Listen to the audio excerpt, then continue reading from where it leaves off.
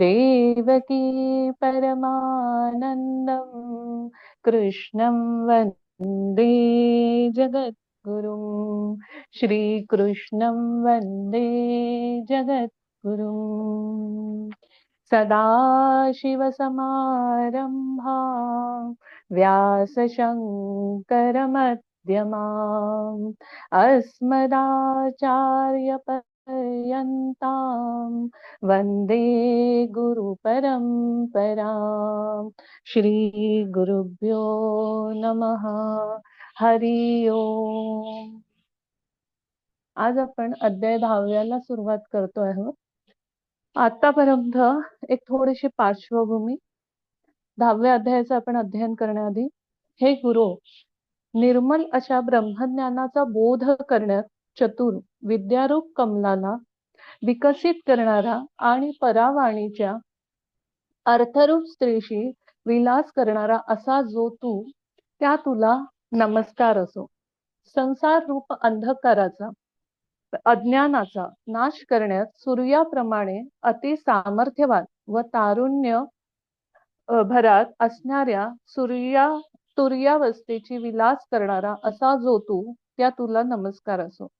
सर्व जगाचे पालन करणारा कल्याण रूप रत्नांचा ठेवा सज्जन रूप वनात चंदनासारखा श्रेष्ठ आणि चित्तरूप चकोर पक्षात चंद्रासारखा असा ब्रह्मानंद रूप अनुभवाचा राजा श्रुतींच्या ज्ञानाचा समुद्र आणि मदनाचा नाश करणारा असा जो तू, त्या तुला नमस्कार असो. भावयुक्त ज्ञानांच्या भजनास पात्र संसार रूप हत्तीचे गंडस्थळ फोडणारा व जगाच्या उत्पत्तीचे स्थान अशा तुझ प्रत नमस्कार असो. आतापर्यंत आपल्या कृपा प्रसादाने मी भगवद्गीतेच्या पूर्ण खंडांचे बघा इथे वर्णन करण्यात आले होते आणि त्या वर्णनातून म्हणजे अध्याय 9 पर्यंत आपण वेगवेगळ्या पद्धतीने त्याचा आनंद घेतला. पहिल्या अध्यायात एक थोडक्यात म्हणजे आप्तस्वकीयांबरोबर युद्ध करणे अयोग्य आहे असे वाटल्यामुळे अर्जुनास खेद उत्पन्न झाला. दुसऱ्यात योग स्पष्ट सांगितला आहे, परंतु त्यात ज्ञानयोग व कर्मयोग असे भेद दाखविले आहेत. तिसऱ्यात केवळ कर्मच प्रतिपादन केले आहे. तेच कर्म चौथ्यात ज्ञानासह प्रकट केले आहे व पाचव्यात योग तत्वास आरंभ केला आहे. तेच योग तत्व 6व्या अध्यायात आसन विधीपासून जीवाचे ऐक्य होईपर्यंत स्पष्ट सांगितले आहे. त्याचप्रमाणे अष्टांग योग स्थिती व योग भ्रष्टास मिळणारी गती यांविषयी सर्व सिद्धात 6व्यात सांगितले आहे.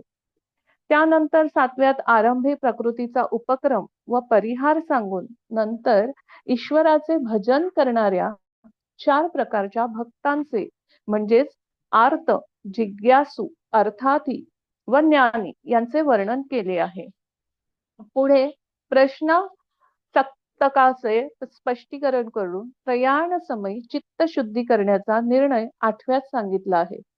मग वेदात जेवढा म्हणून अभिप्राय आहे तेवढा 1 लक्ष महाभारत ग्रंथात आणला आहे व सांगितलेला सर्व अभिप्राय कृष्णार्जुनांच्या संवादरूपी गीतेच्या 700 श्लोकात आहे व तोच एकट्या 9व्या अध्यायात आणला आहे. म्हणून 9व्या अध्यायाचा अभिप्राय स्पष्ट समजण्यात जेथे अर्जुनाचीही शक्ती झाली नाही तो स्पष्ट करून सांगण्याबद्दल इथे आपण गर्व कशाला करायचा. आणि उदाहरणार्थ इथे एक आपण देऊ शकतो ते म्हणजे गूळ आणि साखर यांच्या ठेप्या तरी जरी एका रसाच्या तयार केल्या असतात तरी त्यांची जी गोडी आहे ती एक वेगवेगळीच आहे म्हणजे निरनिराळी असते. त्याचप्रमाणे गीतेच्या सर्व अध्यायात जरी ब्रह्मतत्वाचे वर्णन केले आहे तरी काही अध्याय ब्रह्म जाणून त्याचे प्रतिपादन करतात आणि ब्रह्माचे ठिकाण दर्शवितात व काही ब्रह्म जाणण्यास गेले असता आपल्या जाणत्या गुणांसह ब्रह्मरूपच होतात. याप्रमाणे गीतेचे अध्याय आहेत, परंतु 9व्या अध्याय असा आहे की त्याचे वर्णन करता येत नाही. प्रभो, तो मी वर्णन केला, हे तुमचेच सामर्थ्य. अहो, एका ऋषीच्या छातीने सूर्यासारखा प्रकाश पाडला, एकाने म्हणजेच विश्वामित्रांनी प्रतिसृष्टी निर्माण केली, एकाने समुद्रावर दगडाचा सेतू बांधून सर्व सैन्य पार उतरविले. एकाने जन्मताच आकाशात उड्डाण भरून सूर्याला फळ म्हणून हातात धरले आणि एकाने म्हणजे अगस्त्य ऋषींनी एकाच आचमनाने समुद्र प्राशन केला. त्याचप्रमाणे मज मुक्याहून वाणीला अगम्य असे ब्रह्म तुम्ही बोलविले. परंतु ते तितकेच राहू द्या, कारण राम रावणांचे युद्ध राम रावणांच्या युद्धाप्रमाणेच झाले म्हणून म्हणावयाचे, त्याचप्रमाणे ते अनुपमेय होय. त्याचप्रमाणे श्रीकृष्णाचे 9व्या अध्यायातील बोलणे हे 9व्या अध्यायासारखेच आहे असे मी म्हणतो. त्यात तत्वज्ञानांच्या गीतेचे खरे रहस्य समजले आहे, तेच याचा निवाडा जाणतील. अशा प्रकारे पहिले 9 अध्याय मी यथामती वर्णन केले. आता येथून उत्तराखंडच आरंभ झाला आहे, ते ऐका. त्या उत्तराखंडात आरंभीच्या अध्यायात श्रीकृष्ण हे अर्जुनास आपल्या मुख्य व गौण विभूती सांगतात. ती उत्तम रसभरीत कथा तुम्हाला सांगतो. देशी भाषेच्या सुंदरपणाने शांत रसई शृंगारशीला जिंकला. त्या योगाने मराठी ओव्यास अलंकार शास्त्राला भूषणासारख्या शोभतील. मूळ संस्कृत ग्रंथ व त्यावरील मराठी टीका वाचून जर खरा अर्थ मनात उतरेल तर त्यातील मूळ ग्रंथ कोणता हे समजणार नाही. ज्याप्रमाणे शरीराच्या सौंदर्याने शरीरच दागिन्यांना शोभविते आणि कोणी कोणाला शोभा आणली आहे याचा निवाडा करता येत नाही, त्याप्रमाणे देशी आणि संस्कृत भाषा ही एकाच ग्रंथाचा भावार्थ वर्णन करून एकाच जागी कशा शोभतात ते स्वस्त बुद्धीने ऐका. कोणताही अभिप्राय प्रकट करताना रसांची वृष्टी होते, तेव्हा चातुर्याला शोभा येते. त्याचप्रमाणे देशी भाषेचे सौंदर्य व तारुण्य लुटून त्या योगाने अगणित अशा गीता तत्वाची रचना केली. जो स्थावर जंगमांचा परमगुरु व चतुर्जनांच्या चित्तास आनंद देणारा तो यादवेश्वर श्रीकृष्ण काय बोलला ते ऐका. निवृत्तीदास इथे ज्ञानदेवांनाही तेच आपल्याला संबोधत आहे. आणि अर्जुना, माझ्या सर्व गोष्टींकडे तुझे पूर्ण लक्ष आहे ना. त्याच्यामधला आता आपण खऱ्या अर्थाने 10व्या अध्यायाचा म्हणजे बघा, इथे श्रीकृष्ण काय सांगू इच्छित आहेत की पुढे जाण्याच्या आधी एकदा ते परत अर्जुनाची थोडक्यात कसोटी घेऊ इच्छितात, म्हणजे परीक्षा घेऊ इच्छितात. आणि म्हणून ते इथे सांगताहेत, भूय एव महाबाहो शृणु मे परमं वचः यत्तेहं प्रियमाणाय वक्ष्यामि हितकाम्यया. आता याचा मराठी अनुवाद बघा. फिरून सांगतो ऐक, वाक्य उत्तम मी तुझं, रात्री श्रवणी गोडी तुझे मी हित इच्छितो. म्हणजे श्लोकाचा अनुवाद किती सोपा लगेच आपल्याला लक्षात येतो. इथे काय सांगताहेत तर भगवंतांच्या विभूतींना तत्वाने जाणून घेतल्याने भगवंताविषयी भक्ती निर्माण होते, प्रेम जागृत होते. म्हणून कृपेला वश होऊन भगवंतांनी 7व्या अध्यायात कारण रूपाने 17 विभूती आणि 9व्या अध्यायात 16व्या पासून 19व्या श्लोकापर्यंत कार्यकारण रूपाने 37 विभूती सांगितल्या. आता येथे आणखीही विभूती सांगण्यासाठी, भक्तीचे आणखीही विशेषतेने वर्णन करण्यासाठी भगवंत भूय एव म्हणताहेत. आता इथे आम्ही मागे जे काही सांगितले त्यात आमच्या बोलण्याकडे तुझे लक्ष कितपत असते ते पाहिले. तो ते अपुरे नाही पूर्ण आहे अशी आमची खात्री झाली. ज्याप्रमाणे 9व्या मडक्यात थोडे पाणी घालून ते गळत नाही अशी खात्री झाल्यावर ते पूर्ण भरतात, त्याप्रमाणे तुला आम्ही थोडे ऐकविले, तो ते तुझ्या लक्षात आहे अशी आमची खात्री झाल्यावरून तुला जास्तच ऐकवावे असे आम्हास वाटू लागले. म्हणजेच अर्जुनांची एक थोडक्यात परीक्षा घेतल्यानंतर इथे खात्री झाल्यानंतर आता श्रीकृष्ण पुढे त्यांना अधिक आपल्या ऐश्वर्याबद्दल माहिती सांगतायत. ज्याप्रमाणे एखादा नवीन साखर ठेवल्यावर त्याची कसोटी पाहण्याकरिता त्याच्या जाण्या येण्याच्या वाटेत वाटेल ते टाकतात व ते त्याने आपल्याजवळ न ठेवता मालकाच्या स्वाधीन केल्यावर त्याची जामदार खाण्यावर नेमणूक करतात. त्याप्रमाणे अर्जुना, तू आमच्या कसोटीस उतरल्यामुळे तू माझ्या ज्ञानाचे भांडारच झालास. असे भाषण अर्जुनाला पाहून सर्वेश्वर श्रीकृष्ण अत्यादराने बोलले. ज्याप्रमाणे डोंगर पाहून मेघ भरून येतो, त्याप्रमाणे तो कृपासागर श्रीकृष्ण म्हणाला, अर्जुना, पूर्वी सांगितलेलाच अभिप्राय तुला सांगतो. हे पहा, दर वर्षास शेत पेरीत असता पीक जरी पुष्कळ येऊ लागले तरी त्याची लागवड करताना कंटाळू नये. अथवा हे पंडूसुता, ज्याप्रमाणे वरचे वर ताव दिल्याने सोन्याचा कस वाढतो, म्हणून सोनार ते जास्तीत जास्त शुद्ध करतो, त्याचप्रमाणे पार्था, हा अभिप्राय सांगण्यात आम्ही तुझ्यावर मुळीच उपकार करीत नाही. आपल्या स्वार्थाकरिता पुढील भाग तुला सांगत आहोत. ज्याप्रमाणे बालकाला दागिने घातले असता त्यांचे सुख बालकाम काय असते, परंतु त्याचे खरे सुख त्याच्या आईच्या दृष्टीला येते. त्याचप्रमाणे जो जो तुला तुझे हित समजत जाईल, तो तो आमचे सुख दुप्पट वाढेल असे आहे. अर्जुना, या बोलण्याच्या खुब्या राहू दे. खरोखर माझे तुझ्यावर फार प्रेम आहे, म्हणून मी तुझ्याशी किती जरी बोललो तरी माझी तृप्ती होत नाही. म्हणूनच आम्हाला तीच ती गोष्ट तुझ्याशी बोलावी लागते. तर आमच्या बोलण्याकडे अंतपूर्वक लक्ष दे. हे मार्मिक अर्जुना, अत्युत्तम असे जे माझे वाक्य ते ऐक. ते वाक्य नसून अक्षर रूपाने प्रत्यक्ष परब्रह्मच तुला आलिंगन देण्यास आले आहेत. परंतु हे किरीटी, तू खरोखर मला जाणत नाहीस ना? तर जो मी तुला दिसतो आहे तेच हे सर्व विश्व आहे. न देव न मे विदुः सुरगणा प्रभवन्न महर्षयः अहमादिर्हि देवानां महर्षीणां च सर्वशः. न देव जाणती माझा प्रभाव, न महर्षीही. सर्वथा मीची देवांचे महर्षींचेही मूळती. आता इथे उदाहरण म्हणजे 2 वर्षांच्या मुलाला तुझ्या आईचे वय काय असे विचारले तर तो काय उत्तर देणार? कारण आईच मुलाचे मूळ आहे. मुळाचा महिमा मुलाला कसा कळणार? तसेच हे आहे. त्या त्या प्रकारची विशिष्ट दृष्टी असलेले निष्ठावंत पुरुष म्हणजेच महर्षी, राजर्षी आणि देवर्षी असे यांचे 3 विशेष प्रकार असतात.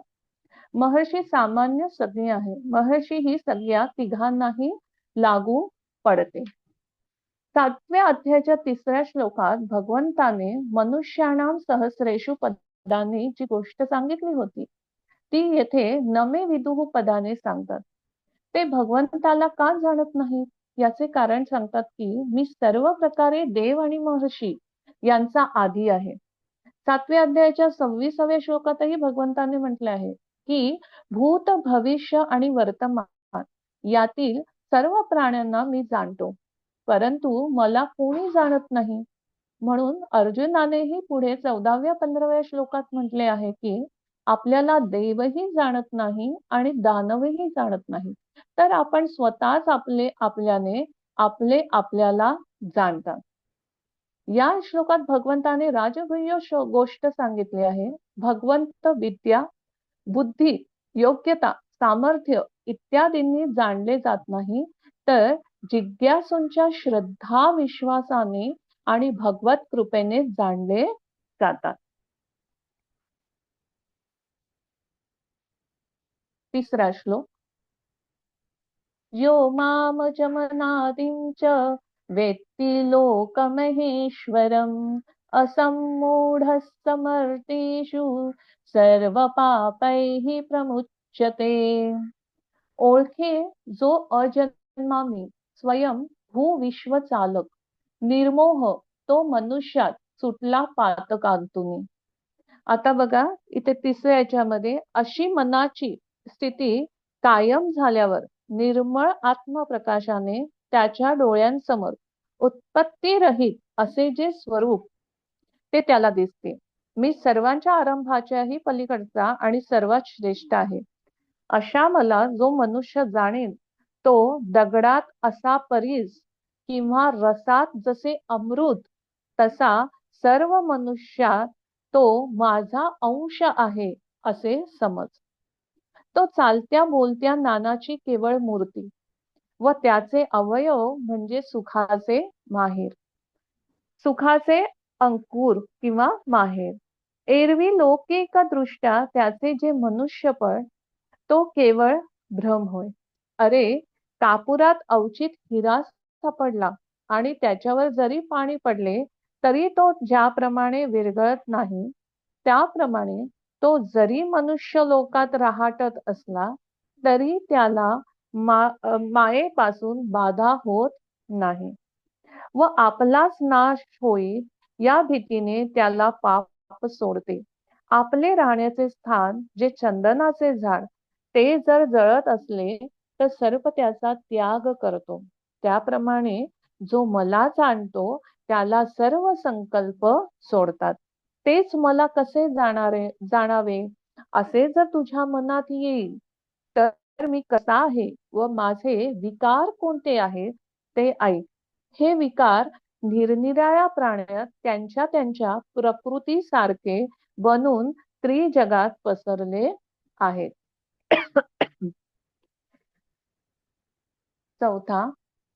इथे चौथा आणि पाचवा श्लोक एकत्रच आहे. बुद्धिर्ज्ञान समोह क्षमा सत्यम दम शमः सुखम दुःखम भवो भावो भयम चा भयमेव च अहिंसा समता तुष्टि तपोदानं यशो यशः भवन्ति भावा भूतानां मत्त एव पृथक् विधाः. बुद्धी निर्मोहता, ज्ञान सत्यता, शम निग्रह, जन्म नाश सुखे दुःखे, लाभालाभ भयाभय. पाचव्या श्लोकाचा अनुवाद. तपदातृत्व संतोष, अहिंसा समता क्षमा, माझ्याची पासूनी भूती, भाव हे वेग वेगळे. उद्देशाप्रमाणे निश्चय करणाऱ्या वृत्तीस बुद्धी म्हणतात. आता इथे पूर्णपणे आपल्याला एक छोट्या छोट्या म्हणजे जसं बुद्धी आलंय, ज्ञान आलंय, असमोह आलंय, क्षमा आलंय, त्या सगळ्यांची आपण एक थोडक्यात व्याख्या पहिले बघूया. ज्ञानम सार असार, ग्राह्य अग्राह्य, नित्य अनित्य, सत असत, उचित अनुचित, कर्तव्य अकर्तव्य असा जो विवेक अर्थात वेगवेगळी माहिती असते त्याला ज्ञान म्हणतात. हे ज्ञान प्रत्येक मनुष्याला भगवंताकडून मिळालेले आहे. असमोह शरीर आणि संसाराला उत्पत्ती विनाशशील जाणत असूनही त्यांचे ठिकाणी मी आणि माझेपणा करण्याचे नाव समोह आहे आणि याचे नसणे हे असमोह आहे. क्षमा, कोणी आपला कितीही मोठा अपराध केला तरी आपल्या ठिकाणी सामर्थ्य असूनही तो सहन करणे आणि त्या अपराध्याला आपल्याकडून अथवा ईश्वराकडून इहलोकी आणि परलोकी कुठेही शिक्षा होऊ नये असा विचार करण्याचे नाव म्हणजे क्षमा. सत्यम, आपल्या स्वार्थ आणि अभिमानाचा त्याग करून दुसऱ्याच्या हितासाठी न अधिक न कमी जसेच्या तसे सांगणे याचे नाव सत्य. दमः, शमः, परमप्राप्तीचा उद्देश ठेवून इंद्रियांना आपापल्या विषयापासून परावृत्त करून आपल्या वशमध्ये करण्याचे नाव दम आहे आणि मनाला सांसारिक भोगाच्या चिंतनापासून परावृत्त करण्याचे नाव शम आहे. सुख दुःख, शरीर मन इंद्रिये यांचा अनुकूल परिस्थिती प्राप्त झाल्यावर अंतःकरणात जी प्रसन्नता येते त्याचे नाव सुख आहे आणि प्रतिकूल परिस्थिती प्राप्त झाली असता अंतःकरणात जी अप्रसन्नता होते त्याचे नाव दुःख आहे. बघा, बऱ्याच शब्दांचे विलोम इथे आलेले आहेत. विलोम म्हणजे विरुद्धार्थी शब्द आपल्याला इथे दिसून येतात. भवो भावः, सांसारिक वस्तू, व्यक्ती, घटना, परिस्थिती, भाव इत्यादी उत्पन्न होण्याचे नाव भव आहे आणि सर्व सर्वांचे लीन होण्याचे नाव अभाव आहे. भयम चाभयमेवच आपले आचरण, भाव इत्यादी शास्त्र आणि लोकमर्यादेविरुद्ध होण्यामुळे अंतःकरणात आपले अनिष्ट होण्याविषयी जी एक शंका राहते, आपण त्यालाच भय म्हणतात. मनुष्याचे जर आचरण, भाव इत्यादी चांगले असतील, ती कोणाला कष्ट देत नसेल, शास्त्र आणि सिद्धांताच्या विरुद्ध कोणते आचरण करत नसेल, तर त्याच्या अंतःकरणात आपले अनिष्ट होण्याची शंका राहत नाही. अर्थात त्याला कोणाचेही भय नसते, यालाच अभय म्हणतात. अहिंसा आपल्या तन, मन आणि वचनाने कोणत्याही देश, काल, परिस्थितीत कोणत्याही प्राण्याला किंचित मात्रही दुःख न देणे, याला अहिंसा म्हणतात. समता निरनिराळ्या अनुकूल आणि प्रतिकूल वस्तू, व्यक्ती, घटना, परिस्थिती इत्यादी प्राप्त झाल्यावरही आपल्या अंतःकरणात कोणती विषमता न येण्याचे नाव समता आहे. तुष्टी ही आवश्यकता अधिक असूनही कमी मिळाले तर त्यात संतोष मानणे, तसेच आणखी मिळावे अशी इच्छा न राहणे तुष्टी आहे. तात्पर्य मिळो अथवा न मिळो, कमी मिळो अथवा जास्त मिळो इत्यादी प्रत्येक परिस्थितीत प्रसन्न राहणे तुष्टी आहे. तपः आपल्या कर्तव्याचे पालन करत असताना जे काही कष्ट होतात, प्रतिकूल परिस्थिती येते, त्या सर्वांना प्रसन्नतेने सहन करणे म्हणजे तप आहे. एकादशी इत्यादी व्रत करणे ही तपच आहे. दानम प्रत्युपकार आणि फलाची किंचित मात्र इच्छा न ठेवता प्रसन्नतेने आपल्या शुद्ध प्राप्तीचा हिस्सा सत्पात्राला देणे म्हणजे दान होय. यशो यशः मनुष्याचे चांगले आचरण, भाव आणि गुणांना अनुसरून संसारात जी नावाची प्रसिद्धी, प्रशंसा होत असते, त्याचे नाव यश आहे. आणि दुराचरण, दुर्गुण, दुर्भाव यांना अनुसरून संसारात जी नावाची निंदा होते, तिला अपयश म्हणजेच अयश म्हणतात. भवन्ति भावाभूतानां मत्त एव पृथक विदाः प्राण्यांचे हे वेगवेगळे आणि अनेक प्रकारचे भाव माझ्यापासूनच उत्पन्न होतात. अर्थात त्या सर्वांना सत्ता, स्फूर्ती, शक्ती, आधार आणि प्रकाश माझा लोकमहेश्वराचाच मिळत असतो. तात्पर्य तत्वाच्या दृष्टीने सर्वांच्या मुळात मीच आहे. या सर्व विकारात पहिली बुद्धी जी असे समज की मग अमर्याद ज्ञान, दक्षता, सहनशीलपणा, क्षमा व सत्य, मग मनोनिग्रह व इंद्रिय निग्रह हे दोन्ही, आणि अर्जुना जगातील सुख दुःख व जन्म मरण हेही विकारच आहेत असे समज. पंडुसुता भीती आणि निर्भयपणा, अहिंसा आणि सुख दुःख, समता, संतोष आणि तप हेही भावच आहेत असे समज. अरे सर्व भूतांच्या ठिकाणी दान, यश, अपकीर्ती हे जे भाव दृष्टीस पडतात, ते माझ्याच पासून भूतांचे ठिकाणी उत्पन्न होतात. अशी भूते निरनिराळी आहेत, तसे हे विकारही वेगळे आहेत असे समज. त्यांपैकी काहींना माझे ज्ञान होते व काहींना होत नाही. ज्याप्रमाणे प्रकाश व अंधार ही सूर्यापासूनच उत्पन्न होतात. प्रकाश उदयाबरोबर व अंधार अस्तमानाबरोबर दृष्टीस पडतो. त्याचप्रमाणे माझे ज्ञान होणे अगर न होणे हे प्राण्यांच्या कर्माचे फल आहे. म्हणूनच त्यांच्या ठिकाणी निरनिराळे विकार प्राप्त होतात. याप्रमाणे अर्जुना ही सर्व जीवसृष्टी माझ्याच विकारांनी भरलेली आहे असे समज. आता जे या सृष्टीचे पालक आहेत आणि ज्यांच्या आशेने, आज्ञेने सर्व लोक वर्तन करतात, असे आणखी 11 भाव आहेत, ते तुला सांगतो. श्लोक 6.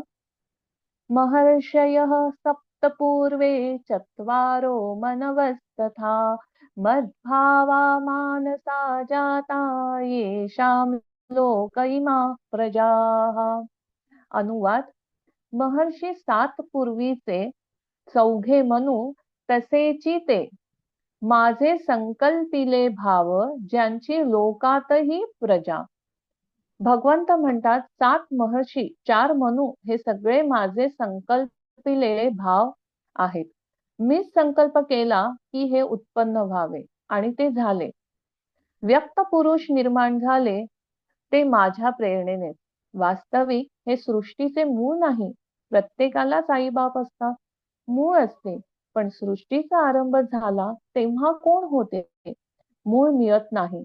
म्हणजे आरंभाला जे आले ते ईश्वराच्या संकल्पाने झाले. म्हणून असे मूळ शोधणे कुठेतरी संपवावे लागते. इथे 7 महर्षी आणि 4 मनु यांचाच प्रारंभ मान. भगवंताने सृष्टी निर्माण केली, ती रचना कायम राहावी म्हणून मरीची इत्यादी उत्पन्न केले व त्यांना प्रवृत्ती धर्म शिकवला आणि सनक सनंदनांना उत्पन्न करून त्यांना निवृत्ती धर्म शिकवला. प्रवृत्ती आणि निवृत्ती दोन्हींची लोकांना गरज आहे. मनु शब्द मन धातूवरून बनला. मन म्हणजे मनन करणे. मननशील मनन करून नवीन विचार समाजाला देणारा तो मनु. विचार प्रवर्तक कोणी अहिंसेचा विचार दिला, कोणी कारुण्याचा, कोणी समतेचा, तर कोणी स्वातंत्र्याचा. असे हे निरनिराळे 4 मनु आहेत. युग प्रवर्तक म्हणजे ज्यांच्या आगमनाने क्रांती होते, समाज बदलून जातो. 7 महर्षी प्रवृत्ती धर्माचे आणि 4 मनु निवृत्ती धर्माचे आचार्य होत. ईश्वराच्या उभयविध संकल्पाचे जणू हे आविर्भाव असून ही सर्व प्रजा ह्यांच्या ज्ञानवंशातील आहे. माझे संकल्पिले भाव ज्ञान प्रसार व्हावा. स्थूल सृष्टी चालू राहावी, सूक्ष्म प्रेरणाही चालू राहावी अशी ईश्वराची इच्छा आहे. ज्यांची लोकात ही प्रजा त्यांच्या ज्ञानवंशातील प्रजा. स्थूल वंशातीलच प्रजा आहे पाहिजे असे नाही. सूक्ष्म मानसिक त्याचा एक लावलेला तो अर्थ आहे. 7 महर्षी शीर्षण्य सप्तद्वारांचे प्रतिनिधी आणि 4 मनु चित्त चतुष्टयाचे प्रतिनिधी कल्पिले आहेत. शीर्षण्य म्हणजे डोक्यामधले 2 कान, 2 डोळे, 2 नाकपुड्या, मुखातील वाणी हे 7 ऋषी आहेत असे उपनिषदात आहे. तेव्हा हे 7 ऋषी आहेत असे समजून इंद्रिय संयमाने वापरावे. 4 मनु चित्त चतुष्टय मन, बुद्धी, चित्त, अहंकार. चित्ताचे 4 विभाग.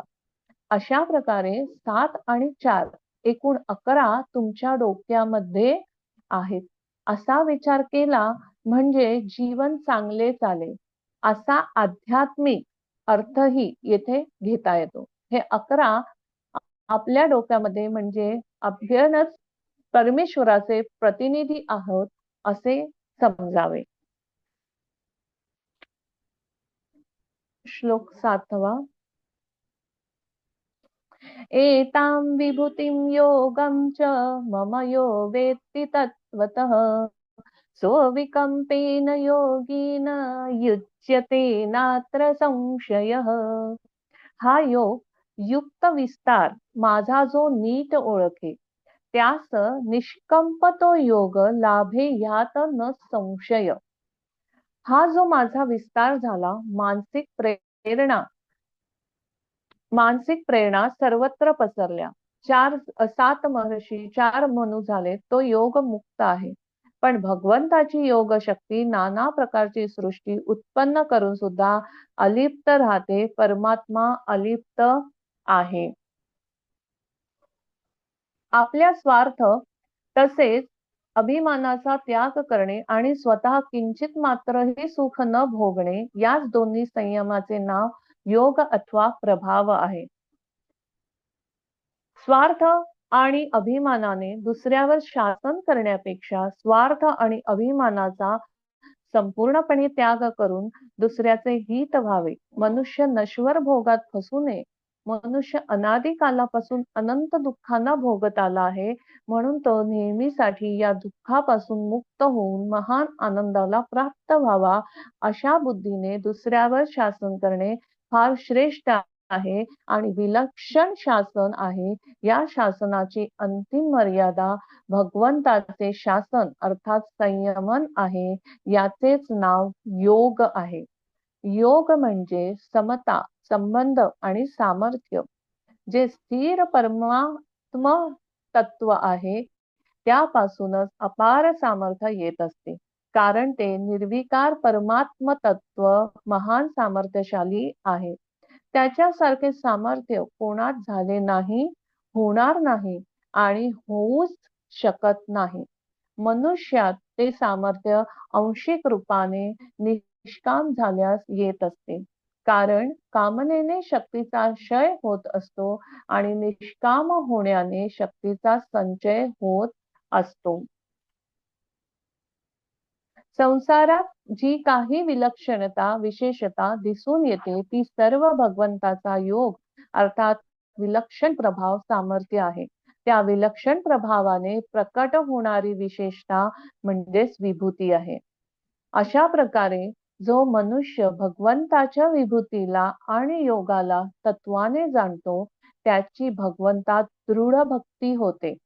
एका भगवंताशिवाय दुसरी सत्ता नाहीच असे संदेहरहित दृढतापूर्वक स्वीकार करणे हेच तत्वाने जाणणे आहे.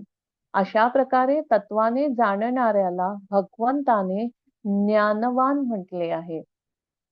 अविकंप योग म्हणण्याचे तात्पर्य हे आहे की भक्तियोग स्वतःही विचलित होत नाही आणि त्याला कोणीही विचलित करू शकत नाही. कारण यात एका भगवंताशिवाय दुसरी कोणती वस्तूच नाही. नात्र संशय म्हणण्याचे तात्पर्य हे आहे की जर भगवंताशिवाय दुसरी सत्ता नाही तर मग यात संशय कसा होईल? या संशय उत्पन्न होण्याला काही कारणच नाही. कारण येथे दोन सत्ता नाहीत तर मग यात संशय कसा होईल? दुसरे काही नाहीच तर मग वृत्ती कुठे जाईल? का जाईल? कशात जाईल आणि कशी जाईल? म्हणून एका भगवंतातच अविचल भक्ती उत्पन्न होते. यात मुळीच संशय नाही. श्लोक 8. अहम सर्वस्य प्रभवो मत्तः सर्वं प्रवर्तते इति मत्वा भजन्ते मां बुधा भावसमन्विताः. अनुवाद. सर्वांचे मूळ माझ्यात प्रेरणा मजपासूनी हे ओळखूनी भक्तीने जाणते भजती मज.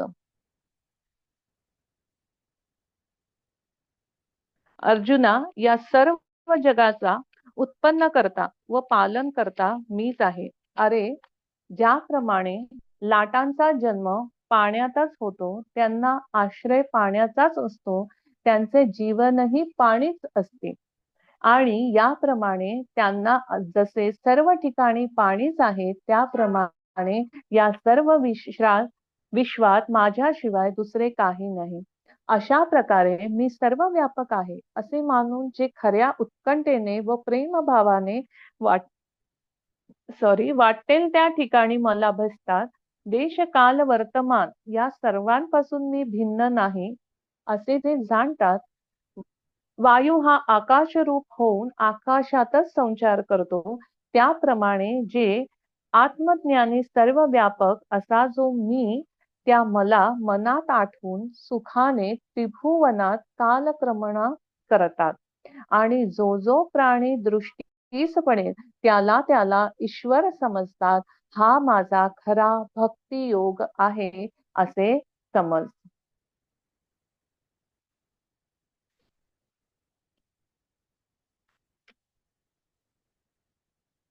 9वा श्लोक.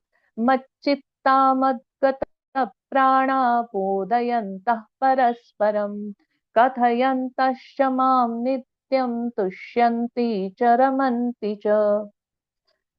अनुवाद. चित्ते प्राणे जसे मीची एकमेकांस बोधिती, भरुनी कीर्तने माझ्या ते आनंदात खेळती. भगवंतापासूनच सर्व उत्पन्न झाले आहेत आणि भगवंतामुळेच सर्व क्रिया होत आहेत. अर्थात सर्वांच्या मुळात परमात्मा आहेत. ही गोष्ट ज्यांना दृढतेने आणि निःसंशय पटली आहे, त्यांच्यासाठी काहीही करणे, जाणणे आणि मिळवणे बाकी राहत नाही. बस त्यांचे एकच काम राहते, सर्व प्रकाराने भगवंतातच लागून राहणे. हीच गोष्ट या श्लोकात सांगितली आहे. ते माझ्या ठिकाणी चित्त ठेवणारे आहेत. एक स्वचे भगवंतात व्यस्त होणे असते आणि दुसरे चित्ताचे भगवंताकडे वळवणे असते. ज्यावेळी मी भगवंताचा आहे असे समजून स्वभगवंताचे ठिकाणी लागतो, त्यावेळी चित्त, बुद्धी इत्यादी सर्व सहज भगवंतात लागतात. कारण कर्ता स्वच व्यस्त झाल्यास करण, मन, बुद्धी इत्यादी वेगळे थोडेच राहतील, तेही तिकडेच वळतील. करण वळले तरी कर्ता वेगळा राहू शकतो, परंतु कर्ता व्यस्त झाल्यास करण वेगळे राहू शकत नाही. जेथे कर्ता राहील तेथेच करणही राहतील, कारण करण कर्त्यांचे अधीन असते. कारण कर्ता स्वतः जेथे व्यस्त होतो तेथेच करणही राहते. जसा एखादा मनुष्य परमात्म प्राप्तीसाठी शुद्ध अंतःकरणाने साधक होतो, तेव्हा साधनेत त्याचे मन सहज वळते. त्याचे मन साधनेशिवाय इतर कोणत्याही कार्याकडे झेप घेत नाही आणि ज्या कार्याकडे वळते ते कार्य भगवंताचेच असते. कारण जेथे स्वकर्ता असतो तेथे स्वकर्ताच्या विरुद्ध मन, बुद्धी वळत नाही. परंतु जेव्हा स्व भगवंताचे ठिकाणी व्यस्त होत नाही, तर मी तर संसारी आहे, मी तर गृहस्थी आहे, अशा प्रकारे स्वला संसाराकडे वळवून चित्ताला भगवंताकडे प्रवृत्त करू इच्छितो, त्यावेळी त्याचे चित्त भगवंताचे ठिकाणी निरंतर स्थिर राहत नाही. तात्पर्य, स्वसंसारी बनून राहील आणि चित्त भगवंताकडे वळवू इच्छिल तर चित्त भगवंताचे ठिकाणी स्थिर होणे जणू असंभवच आहे.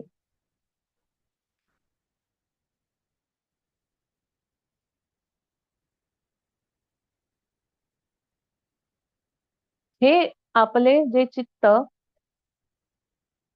हे आपले चित्त मद्रूप करतात व माझ्याच योगाने ज्यांचे प्राण संतोष पावतात, ते मग ज्ञानाच्या भुलीने जन्म मरणास विसरतात. नंतर ज्ञानाचा माज येऊन ते कौतुकाने संवाद सुखात नाचू लागल्यावर एकमेकाला देणे व घेणे म्हणजे ज्ञानाशिवाय दुसरे काहीच नसते. ज्याप्रमाणे जवळ असलेले तलाव पाण्याने भरून गेल्यावर त्यांचे पाणी एकमेकात मिसळते आणि मग लाटांना लाटाच आश्रयभूत होतात, त्याप्रमाणे ज्ञानी एके ठिकाणी मिळाल्यावर ब्रह्मानंद रूपी लाटा एकात एक मिसळतात. त्या ठिकाणी आत्मबोध हा आत्मबोधाला आत्मबोधाचाच अलंकार घालून मिरवतो. त्या ज्याप्रमाणे सूर्याने सूर्यालाच ओवाळावे किंवा चंद्राने चंद्रालाच आलिंगन द्यावे अथवा योग्यतेने सारखे दोन ओघ एकमेकात मिळावे, त्याचप्रमाणे ब्रह्मैक्याच्या संगमाने पूर येऊन त्यात अष्टसात्विक भावरूपी केरकचरा तरंगून आला म्हणजे ते ज्ञाते संवादरूप चव्हाट्यावरील गणपती बनतात. तेव्हा त्या ब्रह्मानंदाच्या भरात देहरूप गावाच्या बाहेर धावू लागून माझ्या प्राप्तीमुळे संतोष झाला अशी मोठ्याने गर्जना करू लागतात. गुरु शिष्यांच्या एकांतात जो एकाक्षरी मंत्र सांगावयाचा तो सर्वजण मेघांप्रमाणे तिन्ही लोकात गर्जना करून सांगतात. ज्याप्रमाणे कमळाची कळी विकसित झाल्यावर आपल्यातील मकरंद झाकू शकत नाही आणि राजापासून रंकापर्यंत सर्वांना आपल्या वासाची मेजवानी करते, त्याप्रमाणे जगतात माझे गुण गाऊन गाण्याच्या भरात ते स्तब्ध राहतात व त्या स्थितीत त्यांचा जीवभाव व देहभाव दोन्ही हरपतात आणि अशा प्रेम भरात ते रात्र व दिवस जाणत नाहीत. अशा प्रकारे जे आत्मय त्याने माझे सुख परिपूर्ण घेतात. श्लोक 10. तेषां सततयुक्तानां भजतां प्रीतिपूर्वकं ददामि बुद्धियोगं तं येन मामुपयान्ति ते. अनुवाद: असे जे रंगले नित्य भजती प्रीतीपूर्वक, त्यांस मी भेटवी माते, देऊनी बुद्धी योग तो.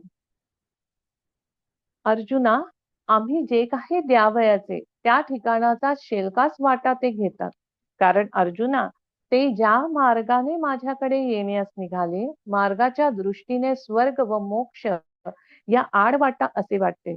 म्हणून त्यांनी माझ्या ठिकाणी जी भक्ती केली, त्या भक्तीमुळे त्यांना काही द्यावे असे मला वाटते. परंतु मी जे काही त्यास द्यावयाचे ते त्यांनी होऊनच आपल्या अधीन करून घेतले. आता माझ्या भक्तीचे जे प्रेम सुख ते जास्त वाढवावे व अशा माझ्या भक्तांवर काळाची दृष्टी न पडावी, याविषयी मला जपले पाहिजे. एवढेच माझे कर्तव्य आहे. हे किरीटी, ज्याप्रमाणे लाडके लेकरू खेळत असता आई त्याजवर प्रेमदृष्टी ठेवून त्याच्या मागोमाग धावते व ते जो एक एक नवीन खेळ खेळेल त्याप्रमाणे त्याला सोन्याचे पदार्थ करून ठेवते, त्याप्रमाणे माझ्या भक्तांच्या उपासनेचे संप्रदाय मला वाढवावे लागतात. जे संप्रदाय वाढविल्याने माझे भक्त मला सहज येऊन मिळतात, ते विशेषे करून वाढवावे असे मला वाटते. भक्तांना माझी आवड असल्यामुळे मला त्यांच्या एकनिष्ठेने प्रेम उत्पन्न होते. कारण माझ्या घरी प्रेमळ भक्तांची फार उणीव आहे. हे पहा, वरवर भक्ती करणाऱ्यांसाठी स्वर्ग व मोक्ष असे दोन मार्ग उत्पन्न केले आहे. आणि लक्ष्मीसह मी आपले शरीर शेताचे स्वाधीन केले आहे. परंतु आत्मन्मा वाचून जे एक नाजूक सुख ते प्रेमळ भक्तांकरिता तसेच राखून ठेवले आहे. अर्जुना, इतके आम्ही प्रेमळ भक्तांना आपल्या जवळ करीतो. या गोष्टी बोलून दाखविण्यासारख्या नाहीत, तर अनुभवाने समजणाऱ्या आहेत. आणि म्हणून इथे 11वा श्लोक.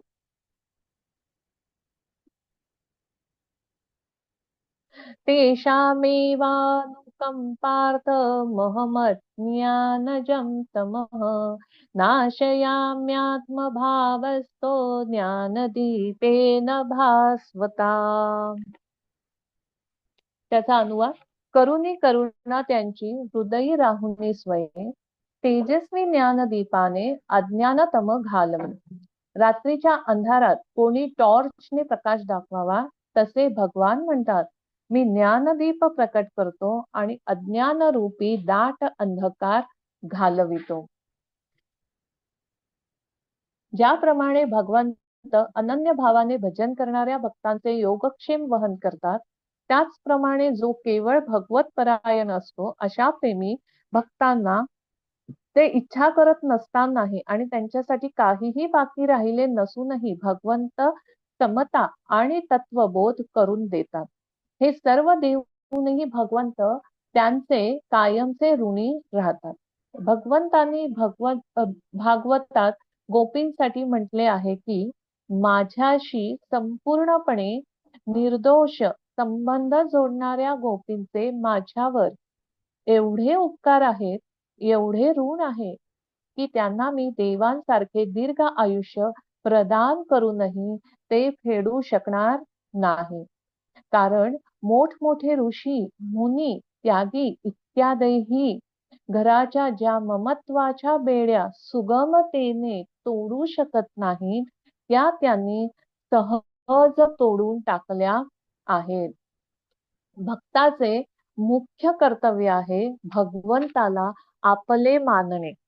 भक्त आपल्या कर्तव्याचे पालन करतो, तर भगवंत सुद्धा आपल्या कर्तव्याचे पालन करतात आणि त्याने न मागता न इच्छिता आपल्याकडून त्याला कर्मयोग आणि ज्ञानयोग दोन्हींचे सामर्थ्य प्रदान करतात, ज्यामुळे त्यांच्यात कोणत्याही प्रकारची उणीव राहू नये.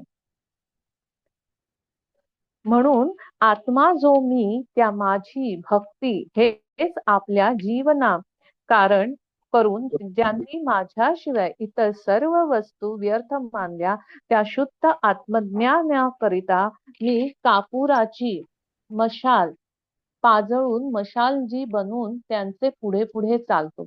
अज्ञान रूप रात्रीत जमले असलेल्या गर्द अंधाराचा नाश करून त्या भक्तांकरिता मी नेहमी ज्ञानरूपी सूर्योदय करतो. प्रेमळ भक्तांना प्रिय असा पुरुषोत्तम जेव्हा याप्रमाणे बोलला, तेव्हा अर्जुन म्हणाला, देवा, माझे सर्व मनोरथ शांत झाले. हे पहा महाराज, आपण माझ्यावरील संसार रूपी केर चांगला झाडून टाकला आणि प्रभो, त्यामुळे मी पुनर्जन्मापासून मुक्त झालो. अहो, माझे जन्म मी आपल्या डोळ्यांनी पाहिले व माझे जीवित आज माझ्या हाती आले असे मला वाटते. प्रभो, आपल्या मुखातून हे बोलणे ऐकून माझ्या आयुष्याचे सार्थक झाले आणि माझ्या दैवाचा भाग्योदय झाला. आता या वचनरूप सूर्याने माझ्या अंतर्बाह्य अज्ञान अंधकाराचा नाश झाला. म्हणून प्रभो, तुमचे यथार्थ स्वरूप मला दिसू लागले. 12वा श्लोक. परम ब्रह्म परम धाम पवित्रम परमं भवान पुरुषं शाश्वतं दिव्यम आदिदेवमजं विभुम. अनुवाद. पवित्र तू परब्रह्म, थोरते मोक्ष धाम तू, आत्मा नित्य अजन्मा, तो विभू देवादी दिव्य तू. 15वा पण श्लोक. 13वा सॉरी. आहुस्त्वाम ऋषयः सर्वे देवर्षिर्नारदस्तथा असितो देवलो व्यासः स्वयं चैव ब्रवीषि मे. अनुवाद. ऋषी एक मुखे गाती, तसे असित देवल, व्यास नारद देवर्षी, तूही आपण सांगसी.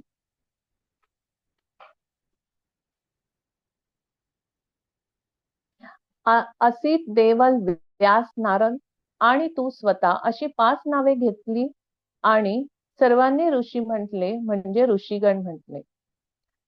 येथे मागच्या श्लोकांची संगती दाखवली आहे. ईश्वराच्या स्वरूपाविषयी मान्यता, विभूतींविषयी जिज्ञासा आणि अधिक ऐकण्याची इच्छा अर्जुनाने दर्शविली. शेवटचे भक्ती दर्शन इतके सुंदर आहे की ते तो आपल्या हृदयातच साठवून ठेवू इच्छितो, म्हणून त्याविषयी काही बोलत नाही. तू तर परब्रह्म, तू मोक्षधाम, तू विभू. विभू म्हणजे व्यापक, सगुण, निराकार. परब्रह्म म्हणजे निर्गुण, निराकार. मोक्षधाम म्हणजे अंतिम सुद्धा तूच आहेस. असित म्हणजे काळा, सित म्हणजे श्वेत, जो श्वेत नाही तो काळा. असित जे काम करतात त्यांचे कपडे मळतात म्हणजे काळे होतात, म्हणून त्यांना कर्माचे आचार्य मानले. देवल म्हणजे ज्याचा लय लक्ष देवांकडे आहे म्हणजे भक्ती. व्यास म्हणजे विस्तार, ज्ञानाचा विस्तार. नारद, नार म्हणजे मुक्ती, द म्हणजे देणारा, मुक्ती देणारा, म्हणून मोक्षाचा प्रतिनिधी. नारायण, नार अधिक अयन, मोक्षांचे स्थान. अशक्यने जो स्वतःही शुद्ध आहे आणि दुसऱ्यांनाही शुद्ध करतो, तो परम पवित्र आहे.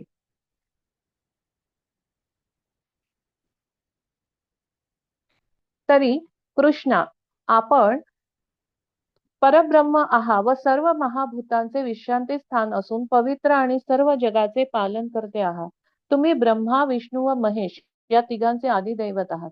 देवा, 25वे तत्व जो पुरुष तो तूच आणि मायेच्या पलीकडील जो दिव्य भाव तोही तूच. हे स्वामी, तुम्ही अनादि सिद्ध असून तुम्हाला जन्मादी धर्म नाही असे तुम्ही आहात असे मला आता समजले. तुम्ही 3 कालांचे चालक आहात. तुम्ही जीवकलेची मुख्य देवता आहात व तुम्ही ब्रह्मांडास आश्रयभूत आहात असे आता मला स्पष्ट कळले.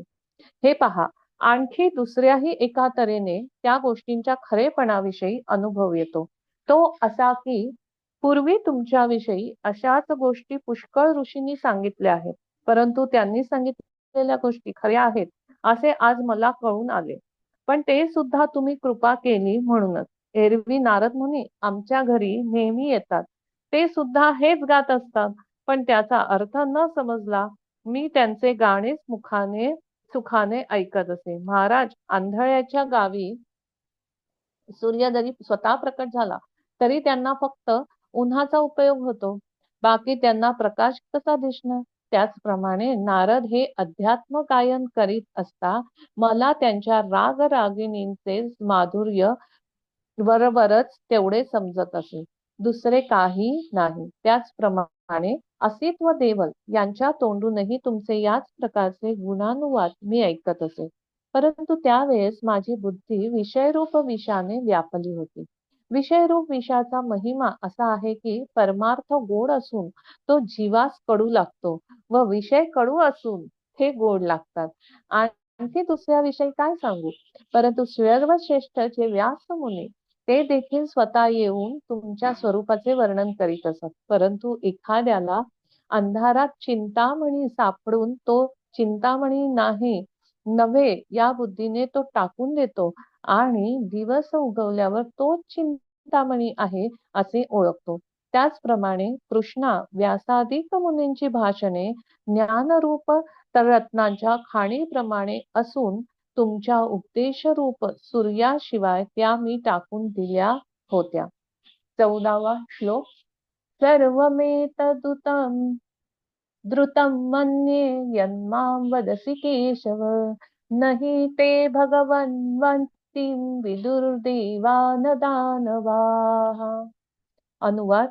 मानितो सत्य हे सारे, स्वये जे सांगसी मज, देव दानव कोणीही तुझे रूप न जाणती.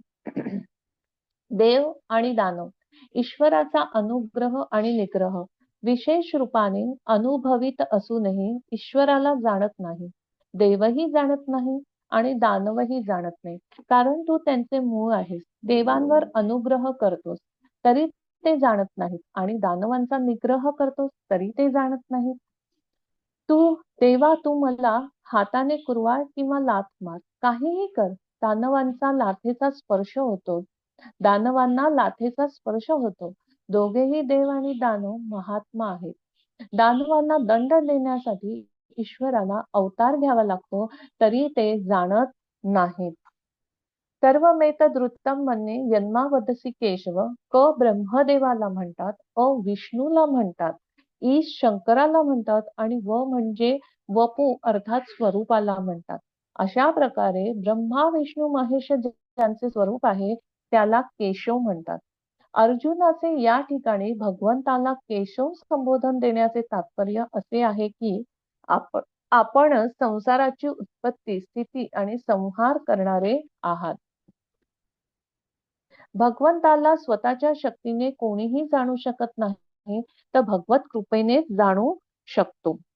ती आता तुमचे वाक्यरूपी किरण माझ्या हृदयात सर्वत्र फाकून ऋषींनी सांगितलेल्या त्या मार्गाविषयी ते अज्ञान फार नाहीसे झाले.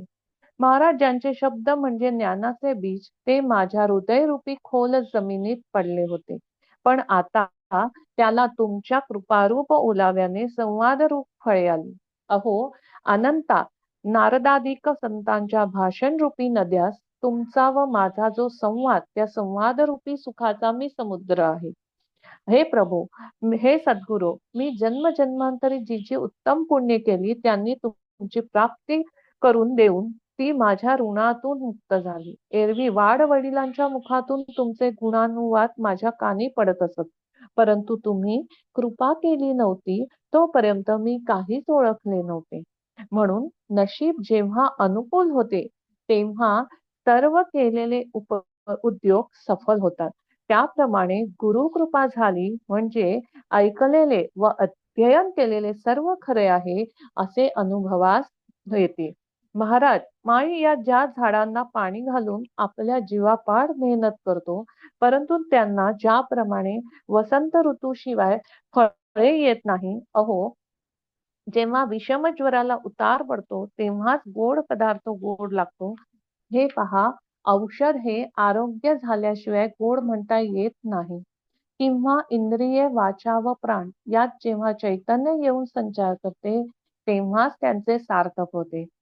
त्याचप्रमाणे वेदशास्त्रांचा अथवा योगादिकांचा अभ्यास करूनही जेव्हा गुरूंची कृपा होते तेव्हाच ती आपल्या उपयोगी पडतात.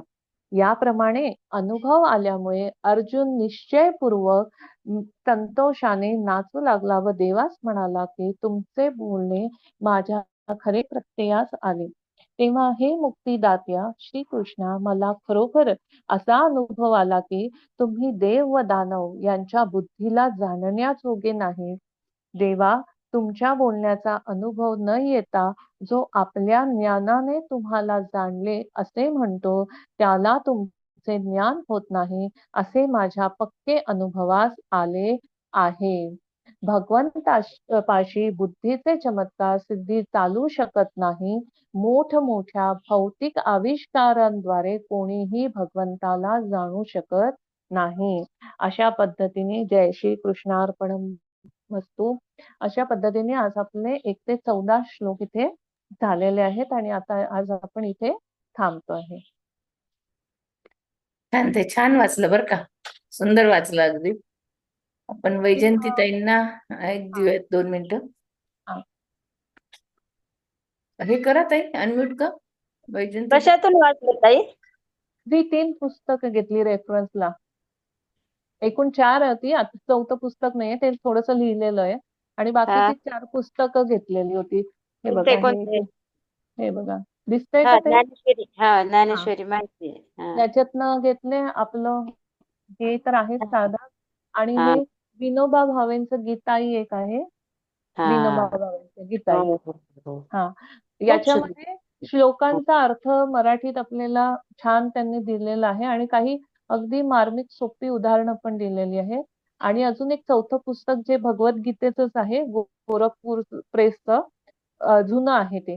त्याच्यातले काही मुद्दे मी लिहिलेले होते. असे 4 याचं मी रेफरन्स करून थोडक्यात जे मला योग्य वाटलं ते माझ्या दृष्टीने केलं. खूप सुंदर सांगितलं ताई. तुमचा आवाजही छान आहे आणि सांगितलं पण खूप सुंदर. छान छान. विश्वाच्या रूपाने प्रगट झाला आहे. जे काही दिसते आहे, भासते आहे आणि जाणवते आहे ते सर्व ईश्वर आहे. ईश्वर सगळ्यात जवळ आपल्या हृदयात विराजमान आहे.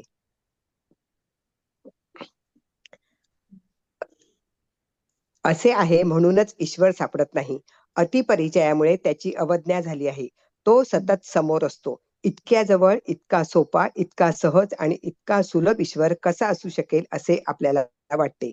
विशाल, व्यापक, दिव्य, भव्य, महान ईश्वराचा शोध सुरू होतो. खडतर साधना सोसत नाही. महान ईश्वर सापडत नाही. अविश्वासाने सोप्या ईश्वराची अवहेलना आधीच करून ठेवली असते. सभोवती सर्वत्र व्यक्त रूपाने असलेल्या अव्यक्ताला ओळखून घेण्यासाठी आणि जाणून घेण्यासाठी भगवान श्रीकृष्णाने अर्जुनाला राजविद्या सांगितली. मनाने तू ईश्वराचा हो, शरीराने तू ईश्वराचे काम कर. तुझी बुद्धी ईश्वरमय होऊ दे. ईश्वराशिवाय चित्ताला दुसऱ्या कशाचाही संपर्क होऊ देऊ नको. शुद्ध चित्ताने ईश्वराला सर्व समर्पण कर. मतपरायण झालास तर तुझा ईश्वरात प्रवेश होईल. तू ईश्वर होऊन जाशील. म्हणजे भगवंतच आपल्याला सांगतात की तू जर माझ्यामध्ये परायण झाला तर तूच ईश्वरात प्रवेश करशील आणि तू स्वतः ईश्वर होशील. भगवान श्रीकृष्णाने आपल्या हृदयातील गूढ गुह्य आपल्या प्रिय भक्ताला सांगितले. बाळाला लेणी लेवून त्याला अवलोकन करणारी माता सुखावून जात असते. त्याचप्रमाणे आपल्या उपदेशामुळे संतुष्ट झालेल्या अर्जुनाला पाहून सुखावलेला भगवान श्रीकृष्ण त्याला म्हणाला, अर्जुना, माझ्या भाषणाने तुला समाधान झाल्याचे दिसत आहे. तुझ्या आनंदाने माझा आनंद दुणावला आहे. तू मला आवडणारा आहेस. तुला आवडणारे सांगताना मला तृप्ती वाटत नाही. विषय जिव्हाळ्याचा, व्यक्ती जिव्हाळ्याची सुखसंवाद होत राहावा असेच वाटते. हा आपल्याला पण अनुभव येतो की कोणी जर ओळखीची मैत्रीण मिळाली तर आपल्याला असं वाटतं की तिला किती सांगू, तिच्याशी किती बोलू, असं आपल्याला पण वाटतं. पण हे ईश्वराविषयी वाटायला पाहिजे. म्हणून भगवंत सांगतात, माझ्या अंतरीचे परमज्ञान मी तुला पुन्हा सांगतो. म्हणजे 10 अध्याय झाले, 9 अध्याय झाले, पण तरी ते सांगतात की मी तुला माझ्या अंतरीचे परमज्ञान तुला सांगतो आणि तू अवधान दे. म्हणजे तू लक्षपूर्वक ऐक. अक्षरांची लेणी लेवून तुला आलिंगन देण्यासाठी परब्रह्म प्रगट होण्याची इच्छा करीत आहे. देहाच्या खोलीत झाकलेल्या ईश्वरालाच आपण समग्र ईश्वर म्हणू लागतो. डबक्यात पडलेल्या सूर्याच्या प्रतिबिंबालाच आपण सूर्य समजतो. देह भावनेच्या क्षुद्र मापाने मोजू लागतो. अखंडाचे आणि आनंदाचे आपण तुकडे तुकडे करून अत्यंत संकुचित आणि अत्यंत मर्यादित स्वरूपात त्याला पाहू लागतो. ईश्वर सहज आणि सोपा असला तरी यामुळे फार अवघड होऊन बसते. त्याचे स्वरूप कोणालाही कळत नाही. म्हणजे आपण नेहमी म्हणतो की सोपं आहे, येऊन जाईल, हा श्लोक सोपा आहे, ही गोष्ट सोपी आहे, हा पदार्थ सोपा आहे, पण जितकं सोपं असतं तितकं ते अवघड इतकंच असतं. कठीण. म्हणून ते सांगतात की ईश्वर हा सहज आणि सोपा आहे, पण तो अवघड आहे. विचारवंत आणि निष्ठावंत देव सुद्धा मला समग्र जाणू शकत नाहीत. म्हणजे अर्जुना, तू तरी लहान आहे, पण जे विचारवंत आणि निष्ठावंत देव आहेत ते सुद्धा मला समग्र म्हणजे पूर्ण जाणू शकत नाही.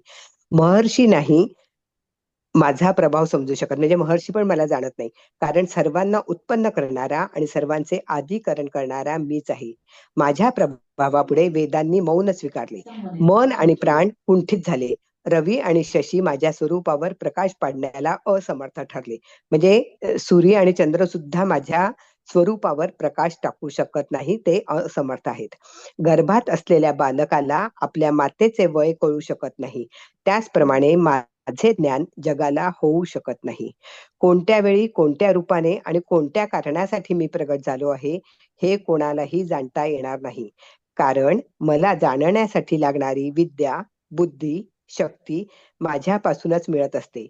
पर्वत शिखरावरून खाली आलेले पाणी जर पुन्हा वर चढू शकले आणि वडाच्या झाडाला जर पुन्हा आपल्या बीजामध्ये प्रवेश करता आला असता, किंवा परमाणूमध्ये जर भूगोल सामावू शकला तर माझ्यापासून निर्माण झालेल्या जगाला मला जाणता येईल. मी अजन्मा, स्वयंभू आणि विश्वाचा संचालक आहे, असे जो जाणतो त्यालाच मानवामध्ये मोह नसलेला ज्ञानी म्हणता येईल. म्हणजे जो असं जाणतो की मी अजन्मा आहे,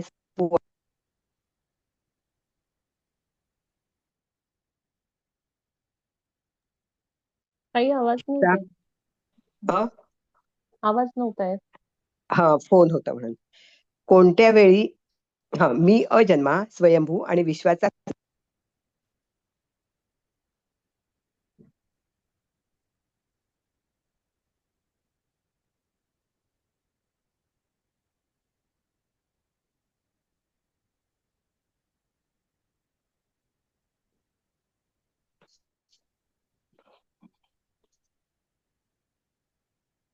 मी अजन्मा, स्वयंभू आणि विश्वाचा संचालक आहे, असे जो जाणतो त्यालाच मानवामध्ये मोह नसलेला ज्ञानी म्हणता येईल.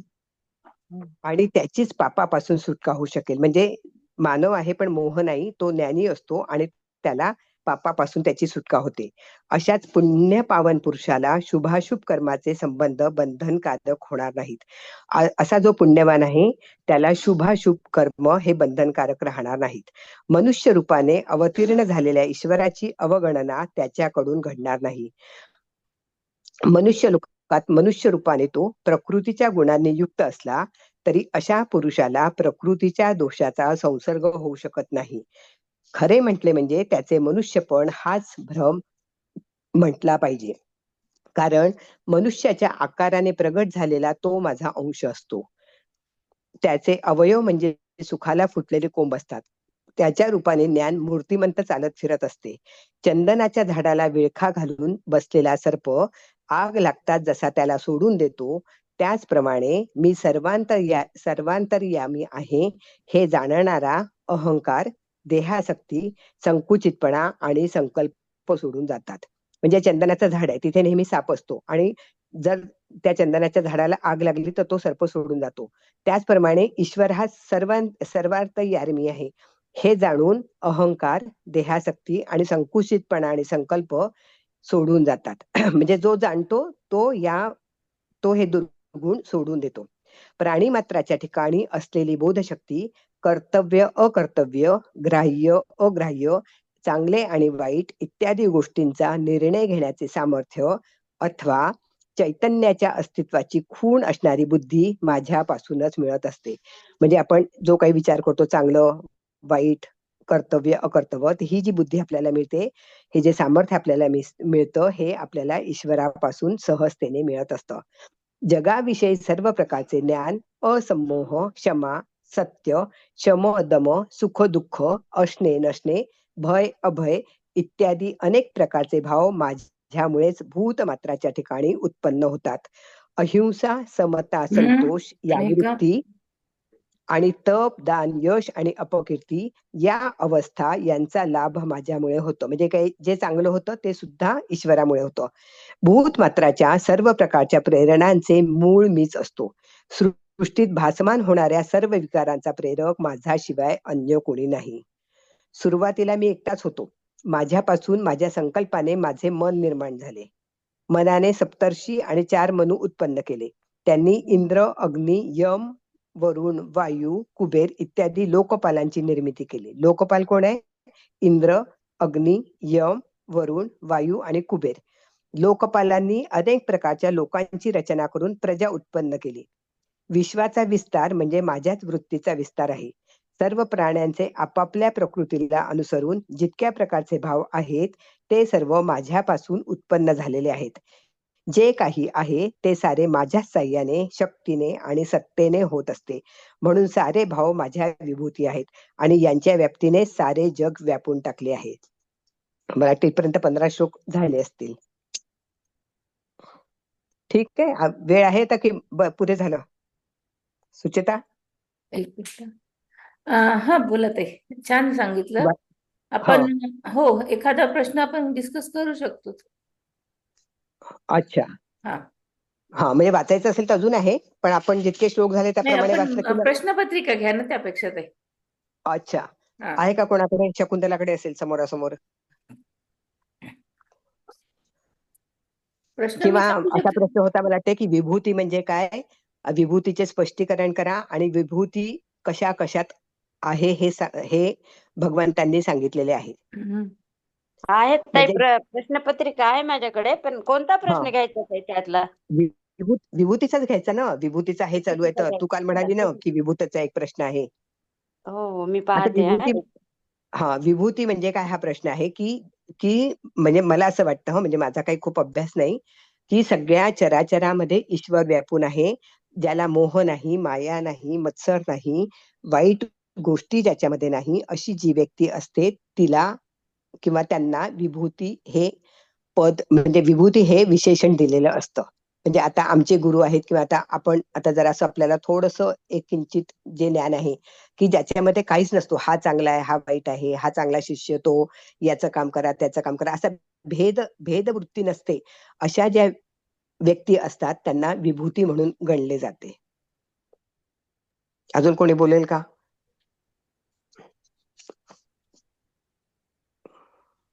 कोणत्या वेळी आणि कोणत्या रूपाने आणि कोणत्या कारणासाठी मी प्रगट झालो आहे हे कोणालाही जाणता येत नाही, पण मला जाणण्यासाठी लागणारी विद्या, बुद्धी आणि शक्ती माझ्यापासून मिळत असते.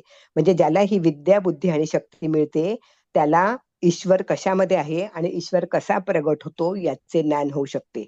तर जो शिष्य आहे त्याला पण ती जाणीव पाहिजे की विभूती म्हणजे काय, आणि आपण जे पाहतो आहे त्यांच्या विभूतींची त्यांची कार्य ते कसे करत असतात, ती व्यक्ती किंवा ते संत.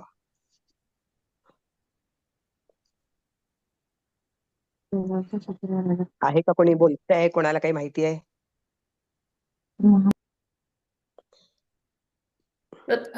हे होऊ शकतं, प्रत्येक जण अनम्यूट होऊ शकतं कोणाला जर बोलायचं असेल तर. ताई म्हणजे ताई मला असं म्हणायचं आहे की माझ्याकडे जी प्रश्नपत्रिका आहे ना रेकॉर्डिंग करायची आहे का? ते बोलतायत ना. हा, मी वेदक बोलते, पद्मजा वेदक ताई. तर जे प्रश्नपत्रिका जी आहे ना त्याच्यात माझ्याकडे 6 प्रश्न आहेत, पण त्या 6 प्रश्नामध्ये ना पहिल्या 6 अध्यायांपर्यंतच असे हे आहेत. म्हणजे श्लोकों को पूर्ण अर्थ लिखो, नंतर अर्जुन ने 3 अध्याय में कौन से श्लोक कहे है, पहले अध्याय में संजय और अर्जुन ने कहे हुए श्लोकों को अर्थ सहित लिखिए. असे प्रश्न आहेत, म्हणजे पुढचे प्रश्न नाहीयेत पुढच्या अध्यायावरचे. पण 3 प्रश्नपत्रिका आहे, 3 आहेत पेपर. 3 प्रश्नपत्रिका आहेत. तर आपण ही शंका ताईला विचारली होती, पण त्या म्हणला तसं नाही, 18 अध्याय येऊ शकते असं म्हणत होत्या. तिन्ही याचे आहे. प्रश्नपत्रिका ते 6 अध्यायापर्यंतच आहेत. हा हम्म. आणि आपण त्या दिवशी ज्या ह्याच्यामध्ये विद्यार्थ्याचा हे होता ना, हा, हा. विद्यार्थ्यांनी सांगितलं होतं ना, त्या दिवशी आम्ही प्रश्न विचारला होता त्यांना, तर त्या हा, म्हणल्या हा. 18 पहिले अध्याय 6 हम्म. हम्म. बरं ताई, माहिती मला नाही. आणखीन एक विचारायचं आहे या बाबतीत. त्यांनी विचारलंय ना, पहले अध्याय में संजय और अर्जुन ने कहे हुए श्लोक को अर्थ सहित लिखिए. आता संजयचे 24 श्लोक आहेत, अर्जुनचे 22 श्लोक आहेत. मग काय अर्थसहित एवढे कसे काय लिहायचे म्हणजे एका प्रश्नासाठी? नाही नाही नाही, तसं नाही येत आहे पहिला मग अध्याय कसे आहे? मॅम, पहिला प्रश्न. अध्याय मॅम. हा, पहिल्या अध्यायामध्ये तसं स्पेसिफिक दिलेलं आहे बघा तुम्ही. हा. प्रश्न परत एकदा वाचा. पण त्यांनी काय म्हटलंय, पहले अध्याय में संजय और अर्जुन ने कहे हुए श्लोकों को अर्थ सहित लिखिए असं आहे. म्हणून मी हा म्हटलं की संजयाचे 24 आहेत, अर्जुनाचे 22 आहेत त्याच्यात श्लोक, मग एवढे कसं आपण लिहिणार म्हणजे नाही नाही, संजयचे एवढे लिहायचं? नाही येत आहे हे. पहिल्या अध्यायात हा हो हो, पहिल्या हो अध्यायामध्ये आहेत. त्यांनी संजयाचे एवढे नाही आहेत. धृतराष्ट्राला आहे सांगितलंय ना ताई. संजयचे पण ताई आहेत. आहेत ना, आहेत असं आहेत. पहिल्या अध्यायात 24 श्लोक आहेत नाही संजयचे. पण मोजले हा ते 5 ते हो. 6 आहेत फक्त ते. नाही नाही, म्हणून मला शंका आली अशी. पहिल्या आहेत. अध्यायात दुसऱ्या हा, श्लोकापासून सुरुवात होते, तर दुसरा ते 20 पूर्ण सलग त्यांचे आहेत. मग अच्छा. परत हो, 24 ते हो 27 आहे. आहेत. हो मी हा, मोजले म्हटले 24 आणि 27 आहेत, परत श्लोक 24. आहेत ना. हा ते 24 संजयचे, 22 अर्जुनचे आणि एक शेवटचा परत म्हणजे एक धृतराष्ट्राचा पहिला आहे तो सुरुवातीचा. हा हा बरोबर आहे. धृतराष्ट्र उवाच असं. म्हणून मला म्हणजे एवढं म्हटलं, जरी एकेका वाक्यात लिहायचं झालं तरी सुद्धा केवढं होईल ते ना. पण त्याला 20 नाही आणि ताई, मार्काचे. श्लोक त्यांनी पण काय एवढे लिहायचे सांगितलंय आहेत आणि ताई, एवढे श्लोक पण लिहायचे त्यांच्या आहेत. प्रश्नात आहे श्लोकों को लिखिए, ओनली राइट द श्लोकास. श्लोकों को अर्थ सहित लिखिए, अर्थ सहित असं आहे. आणि ते अर्थासहित श्लोक श्लोकों को लिखिए असेल. लिखिए. ताई, हा? श्लोकों को हा, अर्थासहित लिखिए असं असं आहे का? हा. हो हे हो सगळं गेलं म्हणजे इकडचे. मी तरी जी अर्थाचे पण प्रश्नपत्रिका नाहीये, बघितली नुसतं त्याच्यात श्लोकों अर्थ को लिखिए. सहित आहे. मी ते 6 श्लोकों को प्रश्न लिहून लिखिए. काढलेत नुसते असे, म्हणजे काय व प्रश्न आहेत ते बघूया म्हणून. तर अर्थ हा, सहित माझ्या लिखिए जवळच्या म्हटल्यावर एवढं कसं? प्रश्नपत्रिकेत फक्त श्लोक लिखिए आहे.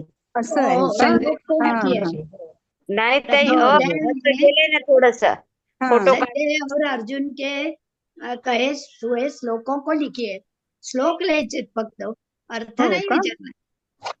हो, श्लोक असं आहेत लिहिलंय फक्त, श्लोक. ठीक आहे.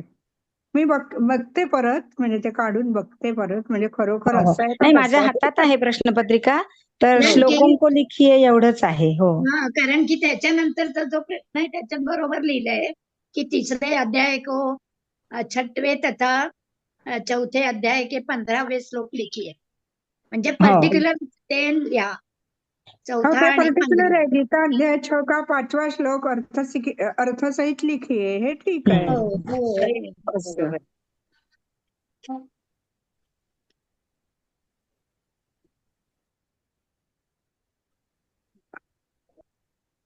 आणि प्रत्येक अध्यायाचा म्हणजे काही अध्यायांचा सारांश पण विचारले ना त्यांनी, म्हणजे हो. असं 5वे अध्याय का त्याच्यामध्ये सारांश लिखिए किंवा काय असं. 2च ओळीमध्ये त्याचा अर्थ लिहायचा ताई. मला वाटतं आता आपण मागचे जे अध्याय झाले आहेत त्यातल्या एकेका अध्यायाचा एकेकाने सारांश तयार करायचा आणि एकेका हा वेळी बोलून दाखवा. हा हा पण आहे ते ना, ते थोडा प्रत्येकाने हे परीक्षेचा करा. अभ्यास पण. हो. आता काल मी एकाच प्रश्नाचं उत्तर टाकलं, पण आणखीन कोणाचं काही आलं नाही.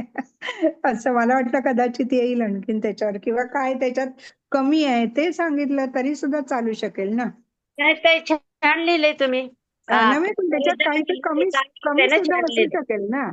कमी पण असू शकेल ना, म्हणजे तुमचं नाही, थोडं कधी आणखीन काय असेल तर कधी त्याच्यात टाकलं होतं? टाका. असं कधी टाकलं होतं स्थितप्रज्ञ तुम्ही? के विषय में नाही, कधी टाकलं होतं असं. म्हटलं? झाले 2 दिवस. बरं बरं, पाहते मी, स्थितप्रज्ञ के पाहिलं विषय में अर्जुन के कितने प्रश्न है और क्या प्रश्न आहे समजाई, असं होतं ते. बरं तर बरं, ते मी पाहते. टाकलं होतं. हा सुचिताताईंनी सांगितलं होतं कोणाकडे काय असेल तर मी मागे त्यांनी सांगितलं तेव्हाच लिहिलं होतं. तर कोणी म्हटलं हा, कोणीतरी आणि सांगूया. म्हणजे त्याच्यात सुद्धा काय आणखीन हवं असेल तर सांगायला हरकत नाही. आणि मला एक म्हणायचं होतं की सारांश लिखो म्हटल्यावरती ते जे काही वर्णन येतंय ना श्लोकांचं, तसंच्या तसं वर्णनाचं अपेक्षा नसते. त्याच्यात तत्वज्ञान काय सांगितलंय भगवंतांनी आणि हो आपल्याला कसं हो बरोबर. उमजलं, ते ओके आपल्या ओके. शब्दात लिहायचं. हो नाही तर मग हो. आपण पुन्हा अर्थच लिहून काढू सगळा. नाही तर तसा नको नाही सारांश, नाही. असं हा, एक हा. सांगायचं होतं. ओके जनरली असं होऊन जातं ना, लक्षात नाही आलं की हो मग तेच आपण हो लिहून हो. काढलं. तेच लिहून काढतो. हम्म. चालेल, मग आपण 2 दिवसाला एक सारांश टाकायचा आहे असं ठरवून घ्या किंवा तयार करून ठेवा. ताई सांगतील वेळ असेल तेव्हा वाचून दाखवेल कोणी. तुम्हीच जास्त गाईड कराल मोहिनीताई. नाही, नाही. आमचा तर काही अभ्यास नाही आम्ही आणि पूर्ण आता झिरो सध्या तर आहोत. असं काही चालू आहे. व्याख्या पण येतील ना आपल्याला. हो, हो. म्हणजे आपण जेव्हा किंवा आता समजा पहिल्यांदा काय करायचं, नेहमी सारांश लिहायचा तेव्हा आधी अध्यायाचं नाव काय, नावामध्ये फोड करायची. त्या फोडीतून तो शब्द एक्सप्लेन करून सांगायचा की आता अक्षर ब्रह्मयोग का म्हटलंय 8व्या अध्यायाला, ध्यान योग किंवा आत्मसंयम योग 6व्याला का म्हटलंय. तर मग याच्यामध्ये आत्मसंयम कसा करायचा, जितेंद्रिय कसं व्हायचं, मग याच्यासाठी ध्यान कसं करायचं, ध्यानाला बसण्यासाठी जागा कशी निवडायची, असं एकात एक शिरत गेलं पाहिजे. तेव्हा तो सारांश व्यवस्थित येईल. हा बरोबर, अगदी छान. हा, बरोबर आहे. तरी छान सांगितलं. म्हणजे म्हणजे कसं पहिल्या लक्षात अध्यायाचं येतं काही ना एवढं काय हे नाहीये. करावं ते. पहिल्या हा. अध्यायात युद्धजन्य स्थितीचं वर्णन आहे हो सगळं. त्यावर हो. फार प्रश्न येणार नाही आणि नाही. येईल तर ते सगळ्यांची नावं बिवं असं हो, येईल किंवा नावं किंवा धर्मक्षेत्र कुरुक्षेत्र येईल. शंखांचे प्रकार, कोणाचा कोणता शंख वगैरे ते सांगायचं असेल हो. कदाचित. नाही, आता हे एक प्रश्न कुरुक्षेत्र आलाय ना, आणि धर्मक्षेत्र कुरुक्षेत्र काय म्हणतात ते. हा, मग हा, तो एक त्याच्यामध्ये प्रश्न तुम्ही असतो. कुरुक्षेत्र म्हणजे काय आधी सांगा. कुरुक्षेत्र हा. याच्यावर कुरु राजा राज्य करत होता. पवित्र भूमी आहे ती आणि त्या भूमीचं रक्षण करणारी भूमी, जिथे त्याचं रक्षण होतं, तर धार्मिक म्हणजे धर्माचं रक्षण करणारा राजा होता. म्हणजे असं सगळं दोन्ही शब्दांची फोड करून सगळं सांगायचंय. हा, हा. आणि 10 मार्काला लिहायचे म्हणजे कमीत कमी 1-1.5 पान लिहिलं पाहिजे. अगदी बरोबर आहे. मग कुरुक्षेत्राचा एक पूर्ण पॅरेग्राफ, मग धर्मक्षेत्राचा एक पॅरेग्राफ, थोडं माहिती असेल हे कुठे लोकेटेड आहे. थोडक्यात काय तर आधी पहिल्या अध्यायाचं पूर्ण निवेदन करून अध्यायामध्ये काय आहे हो, हे पण हो. थोडक्यात सांगितलं पाहिजे आणि हो, त्याच्या हो. प्रस्तावनेला. श्लोकाबद्दल हो, सांगितलं पाहिजे. हो, हो. अध्यायाच्या नावावरूनच फोड करून आधी प्रस्तावना करायची की या अध्यायात हे सांगितलंय, ह्याबद्दल सांगितलंय, असं सगळं. मला काय वाटतं सुचेताताई, एक दिवस या मोहिनीताईंचाच ठेवा शनिवारी वगैरे, त्या छान हो, गाईड हो. करतील आपल्याला. एक्सप्लेन खरंच छान ना. करतो. एक्सप्लेन आमच्या छान नाही, एखाद्या आपण काय प्रश्नाचं करूया, ताई प्रश्न एखाद्या ठरवून प्रश्नाचं घेऊ. उत्तर टाका ना. ताई रोज हम्म. रेडी आहेत ताई आपल्याकडे सांगायला. आपल्यालाच वेळ भेटला आपल्याला वेळ प्रॉब्लेम काय नाहीये लागलाय. तेवढा. हो, आता वेळ नाहीये हम्म. खरं आहे. नाही, आणि म्हणाल ना तर आपण एक प्रश्न तयार करून ठेवू, म्हणजे प्रत्येकाच्या समोर असेल त्यातले कंटेंट की हा याच्यावर विचार केला जाणार आहे आज, असं. बरोबर मनीषा अचानक बोलायला लागल्यावर काय होतं, आपल्या मनात मनीषा असतं. घोडके पण सांगणार होते ना आज व्याख्या. एक काम करा ना मग आज. हो, हो. त्या सांगणार आहेत ना उद्या. हो हो, उद्या सांगणार आहेत. मनीषाताईंचं उद्या आहे. हा, हा. 3 वाजता उद्या हो, पूर्ण त्यांची हा, उद्या आपण. म्हणजे महाभारतातील जे बाकीचे जे पात्र आहेत त्यावर त्या बोलणार आहेत. बरोबर. हा, हो. एकेका अध्यायावर माहिती, व्याख्या वगैरे आणि त्याची प्रश्न, याच्यावरच आपला आधारित प्रश्नपत्रिका होऊन जाईल. एक काम करा ना, एकच प्रश्नपत्रिका घ्या हा, उद्या. हा. चालेल, सांगा हा? ताई कोणती घेऊया. हा, कोणती ते म्हणजे सांगा. प्रथमाची पहिलीच प्रश्नपत्रिका घ्या. जी वाटल्यास ती पूर्ण याच्यामध्ये ग्रुपमध्ये पण सर्क्युलेट करा. म्हणजे मग काय होईल की त्यावरच सगळेजण विवेचन करतील किंवा विचार करून ठेवतील आणि मग एका प्रश्नाची उत्तरे आपल्याला व्यवस्थित मिळतील. इथं काय होतं माहितीये का, हो. की प्रत्येकाजवळ वेगवेगळी प्रश्नपत्रिका असल्यामुळे कन्फ्युजन वाढतं. बरोबर आहे. नाही, हा. वेगळी वेगळी कुठे आहे मॅडम? एकच पाठवली तुम्ही नाही ग्रुपवर. ताई, तेच म्हणते, माझ्याकडे एकच आहे. मी पण नाही तेच ताई. म्हणते, म्हणजे एकच नाही, आहे एक म्हणजे प्रश्नपत्रिका. 3 पेपर पाठवलेत पण ते सगळ्यांना एकसारखीच असणार ना. नाही, 2 सेट पाठवलेत असे. एक संवत 2075चा आहे आणि एक संवत 2076चा आहे. करेक्ट हो हो, बरोबर आहे. तर आपण 2075 मधली पहिली घेऊ आधी. प्रथम ओके. प्रश्नपत्र 2075. मग त्याच्यामध्येच तो पहिला प्रश्न आहे, कुरुक्षेत्र धर्मक्षेत्राला कुरुक्षेत्र काय म्हणतात ते. नहीं, त्याच्यामध्ये स्थितप्रज्ञ के विषय में अर्जुन के कितने प्रश्न है और हाँ, क्या तो पण प्रश्न आहे. है समझाइए. हो. हा तो पण आहे. प्रश्न फार हो. महत्वाचा आहे. हा येणार आहे, नक्की येणार. हा, तो मग ग्रुपवर टाका माहिती असेल तर. आता हे स्थितप्रज्ञाची जी लक्षणे आहेत ना, हम्म. ही तुम्हाला पूर्णपणे अध्याय दुसऱ्यामध्ये मिळणार 136 पानापासून 157 पानापर्यंत. पण ते सारासार लिहायचं म्हणजे तेवढं लिहिलं जाणार नाही ते.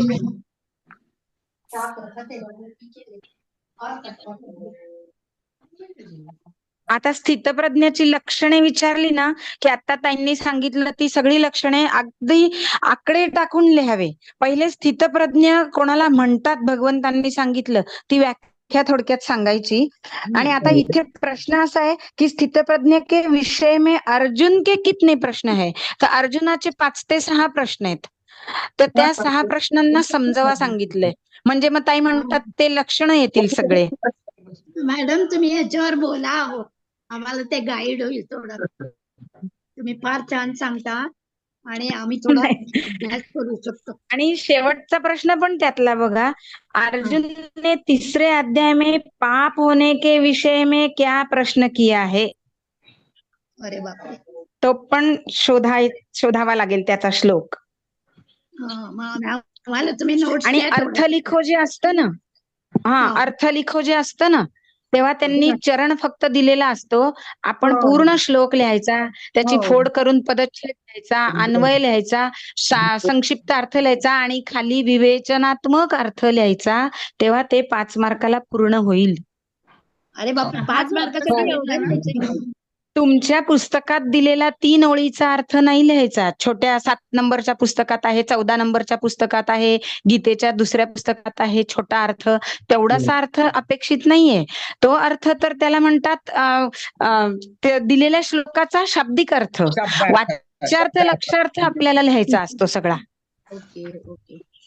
मग त्याच्यात एखादं उदाहरण येऊ शकेल, मोठा पॅरेग्राफ. मी एका ह्याच प्रश्नपत्रिकेतलं पहिल्याचं बनवून टाकते.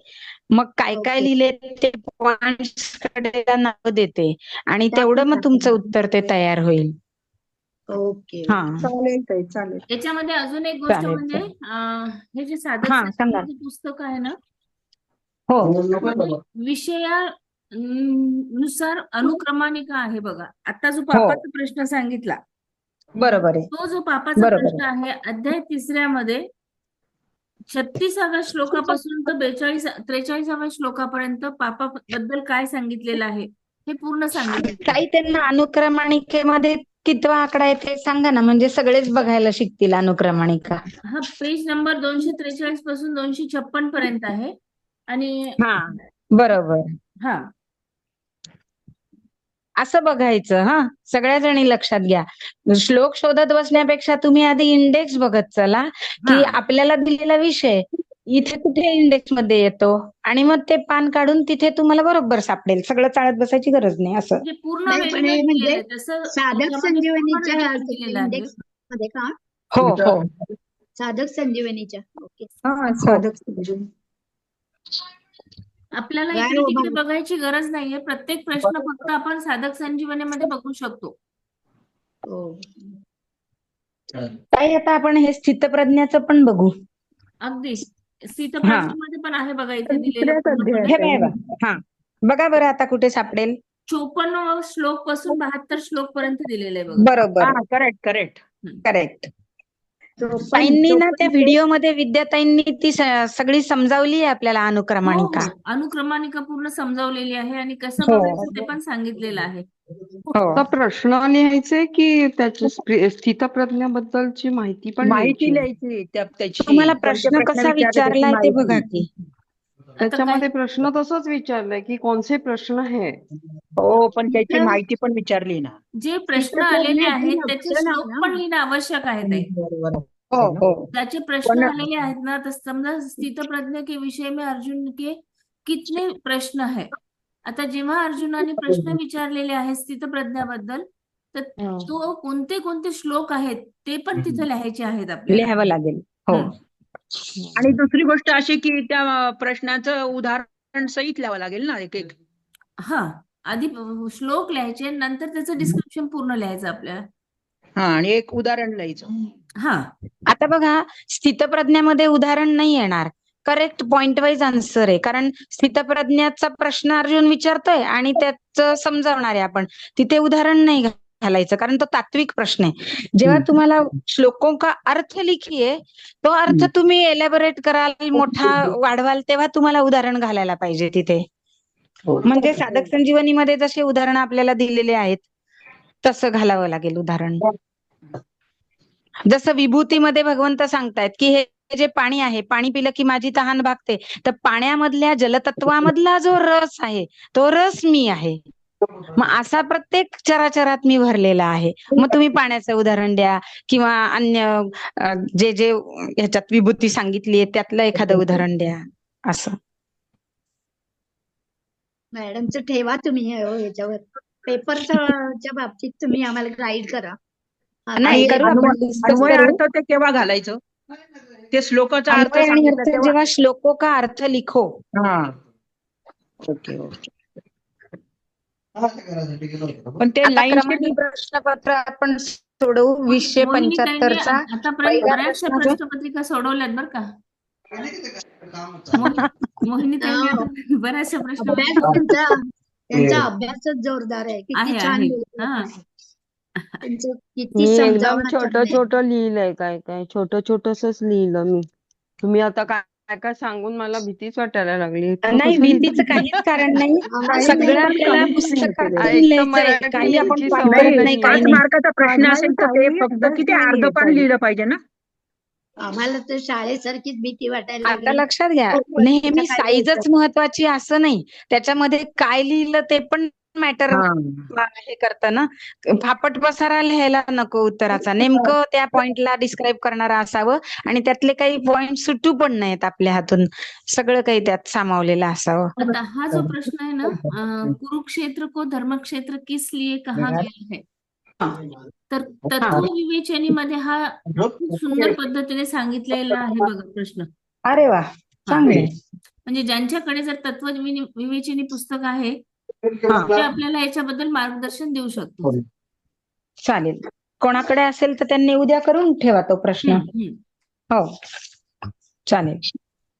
आपण उद्या भेटणार आणि आहोत का फोटो काढून ह्याच्यासाठी? ग्रुपवर पाठवलं तरी पण चालू शकेल. ताई मी त्या तिसऱ्या अध्यायाचा पुस्तकातलं. हो ताई, तिसऱ्या अध्यायाचा करते. अर्जुनाने किती प्रश्न विचारलेत ते प्रश्न करीन मी. एकच प्रश्नपत्रिका घ्या सगळ्यांनी. हा, आणि एकच त्याच्यामध्येच त्या पुस्तकावर प्रश्नपत्रिकेमध्येच त्यांनी सांगितलंय की 5व्या आणि 6व्या अध्यायाचं सारांश लिहा. ताई मी अध्यायाचा 5व्या सारांश अध्यायाचं म्हणजे लिहिलंय किती सारांश. मोठं. स्वातीताई आहेत ना सारांश सांगायला 6व्या अध्यायाचा पूर्णपणे. बापरे, मला तर आता ते मोहिनी त्यांनी सांगितल्यावर असं वाटायला लागलं दिवाळीच्या आधीच फटाके फुटायला लागले की काय डोक्यात. नाही, त्यांचा अभ्यास खूप झालाय खूप त्यांचा. वर्ष दिवाळी केली आहे आपण, आता आपल्याला दिवाळीचं काही नको. आपण आपले आपल्या घरात श्लोकांचं चालायचं ना. दिवाळीचे फटाके फुटायला लागले की पण भीतीने. ते 2 पानं लिहायचे ना, संबंध नाही राहिला. ते 5वा अध्याय आणि 6व्या अध्यायाचं 10 मार्काचा विचारलाय ना त्यांनी तो. हो हो, दोन्हीही अध्यायाचे विचारलेत त्यांनी. 20 मार्काचं आहे, म्हणजे 20 10 मार्काचं मार्काचं आहे. हा, तरी 10 लिहावं लागेल. हो, म्हणजे 2 पानं लिहावे लागतील ना.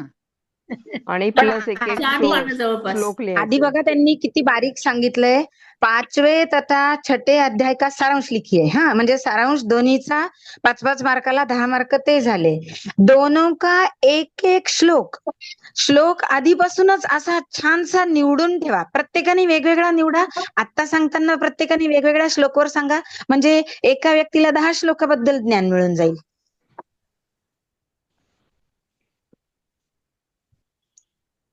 5 आणि 6 5 आणि 6चा सारांश 5 मार्काला, ते दोन्ही सारांश झाले 10 मार्क. आणि एक श्लोक लिहायचा आहे. जो इस प्रश्न पत्र में नहीं आया हो. चांगली नाही चॅलेंज आला आहे. हो म्हणजे आतापर्यंत दिलेल्या तो नसावा 5ला 6व्या ह्याच्यातला हा, अध्याय रिपीटेड नकोय, नकोय. रिपीटेड Yes, yes, नकोय. yes. म्हणजे हे काम आपल्याला करावं लागेल त्याच्यात अध्याय शोधावा हा. लागेल. नाही जो 6व्या आपल्याला अध्यायात तो आलेला आहे ना, यम लब्धा चापरम लाभम मन्यते नाधिकम ततः यस्मिन्नितो न दुःखेन गुरुणापि विचाल्यते, तो पण आलेला आहे. हो.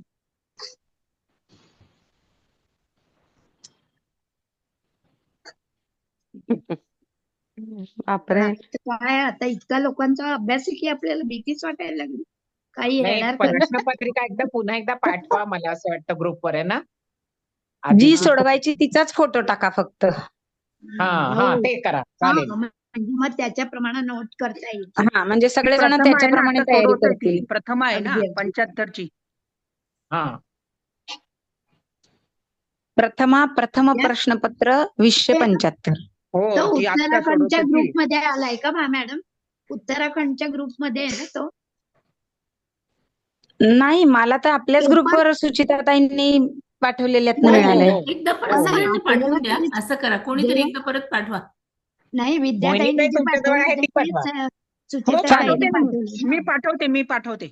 हा, हरकत नाही. म्हणजे मग हा, दोन्ही एक हातीच राहू द्या, एक हातीच हो. राहू द्या. आणि हो. एकच टाका, जो सोडवायचा तोच टाका, म्हणजे कोणी कन्फ्युज आता नाही होणार. सोडवतो तीच पाठवते मी. हो हो, चालेल. चालेल. चला लिव्ह करूया. चला. हो, हो, चला, जय करूया, श्री चालेल. कृष्ण. पण मग जय श्री उद्या प्रत्येकाने एक प्रश्न सोडवायचा का, सांगायचा का? नाही, हा, उद्या उद्या कसं एक आहे ना प्रश्न सांगा, त्यांचं म्हणजे मग एक प्रश्नाची तयारी करून ठेवा तोपर्यंत. उद्या तयारी नाही, करून सोमवारी ठेवू. ना आपलं हो, पण उद्याचं तयारी त्यांचं तर करून ठेवा. ताईंचं आधी ऐकू आपण, मग सुचिताताई सांगतील तसं काय करायचं. नाही नाही, मोहिनीताई सांगू द्या ना, मोहिनीताईंनाच बोलू द्या. मोहिनीताई छान सांगतात, हा, खरंच. नाही, अनुभव तसं नाही. भरपूर आहे. नाही नाही, खरंच नाही, मी ना मलाही कळत हा पहिला प्रश्न तर मी बनवून टाकते ग्रुपवर, म्हणजे तो सगळ्यांना बघितल्यावर वैजंतीताई कळेल. आहेत परत. आणि दुसरं हा, वैजंतीताई पण सांगतील थोडं थोडं. हो. वैजंतीताई सगळे मिळून आपण स्थितप्रज्ञावर सांगू डिस्कस करू. शकतात. तयारी पॉइंट्स काढायची करून ठेवा. वैजयंतीताईचा स्थितप्रज्ञावर छान अभ्यास आहे. त्याच्यावर त्या बोलल्या हा, होत्या, त्यामुळे त्या त्याच्यावर छान त्या सांगतील. सांगतील. बाकीच्या याच्यावर तुम्ही सांगा. आता तुम्ही लोक कसं नाही, परीक्षा मी काय दिलेली आहे, त्यामुळे म्हणते, माहिती आहे. सांगायच्या पेक्षा तुम्ही ग्रुपवर टाका, म्हणजे कसं आहे, त्याचा अभ्यास पण जास्ती होऊन जाईल ग्रुपवर. हो, पण बरोबर. आपण प्रत्यक्ष ऐकतो तेव्हा जास्त आपल्याला बरं वाटतं. ते ऐकण्यात काय बरोबर. थोडं तेवढ्या पुरती लक्षात राहतं, पण ते ग्रुपवर टाकलं तर आपल्याला कमीत कमी डोक्यात तरी राहील ना ते. नाही, हा बरोबर आहे. पण आपण तेव्हा नोट पण करू शकतो ना, नोट्स त्याच्यातले. पुढे पाठ मागे सपाट. हा, असं होऊन जाईल ते. नाही, बरोबर आहे, करेक्ट. लिहिता वेळ पुरला पाहिजे. 15 दिवसात झालं पाहिजे सगळं. होईल आता सगळं दिवस होईल. करून घेणार साध्या आहे तोच आहे. संजीवनी डोक्याशी दोनच बसत जय जातात श्रीकृष्ण. झोपताना. नाही, आणि दिवाळीचं आता तारखा कोणी नाही, मला येत काय वाटते, ग्रुपवर उत्तर टाकण्यापेक्षा वाचायचं आणि आपापल्या मनाने तयार करायचं. जर टाकलं तर तेच सर्वांचं होईल ना, एकच. अहो असं नाही, नाही अभ्यास आला तसं पहिल्यांदा नाही. शकुंतलाताई. कशा हो. पद्धतीने असेल यासाठी. ते उत्तर कोणी पूर्ण नाही लिहिणार, पण आपल्याला हा. अंदाज येईल कशा पद्धतीने आहे ते. आणि हाच प्रश्न थोडी येणार आहे. हा हा, नाही, आणि प्रश्न काय नाही, आहे, sample साठी सगळ्यांनी टाकणार परीक्षा आहे. दिलेल्या नाहीयेत या. तेच म्हंटल मी, हा प्रश्न येणार नाही काही. मी टाकलं बघा, पण अंदाज तर प्रश्नपत्रिका येतो ना. टाकली. ओके, बघते. प्रश्नपत्रिका टाकली, सगळ्यांनी बघून घ्या. चला थँक्यू. चला, थँक्यू. जय श्री कृष्ण. हो. जय जय श्री श्री कृष्ण, कृष्ण. जय श्री कृष्ण. हो.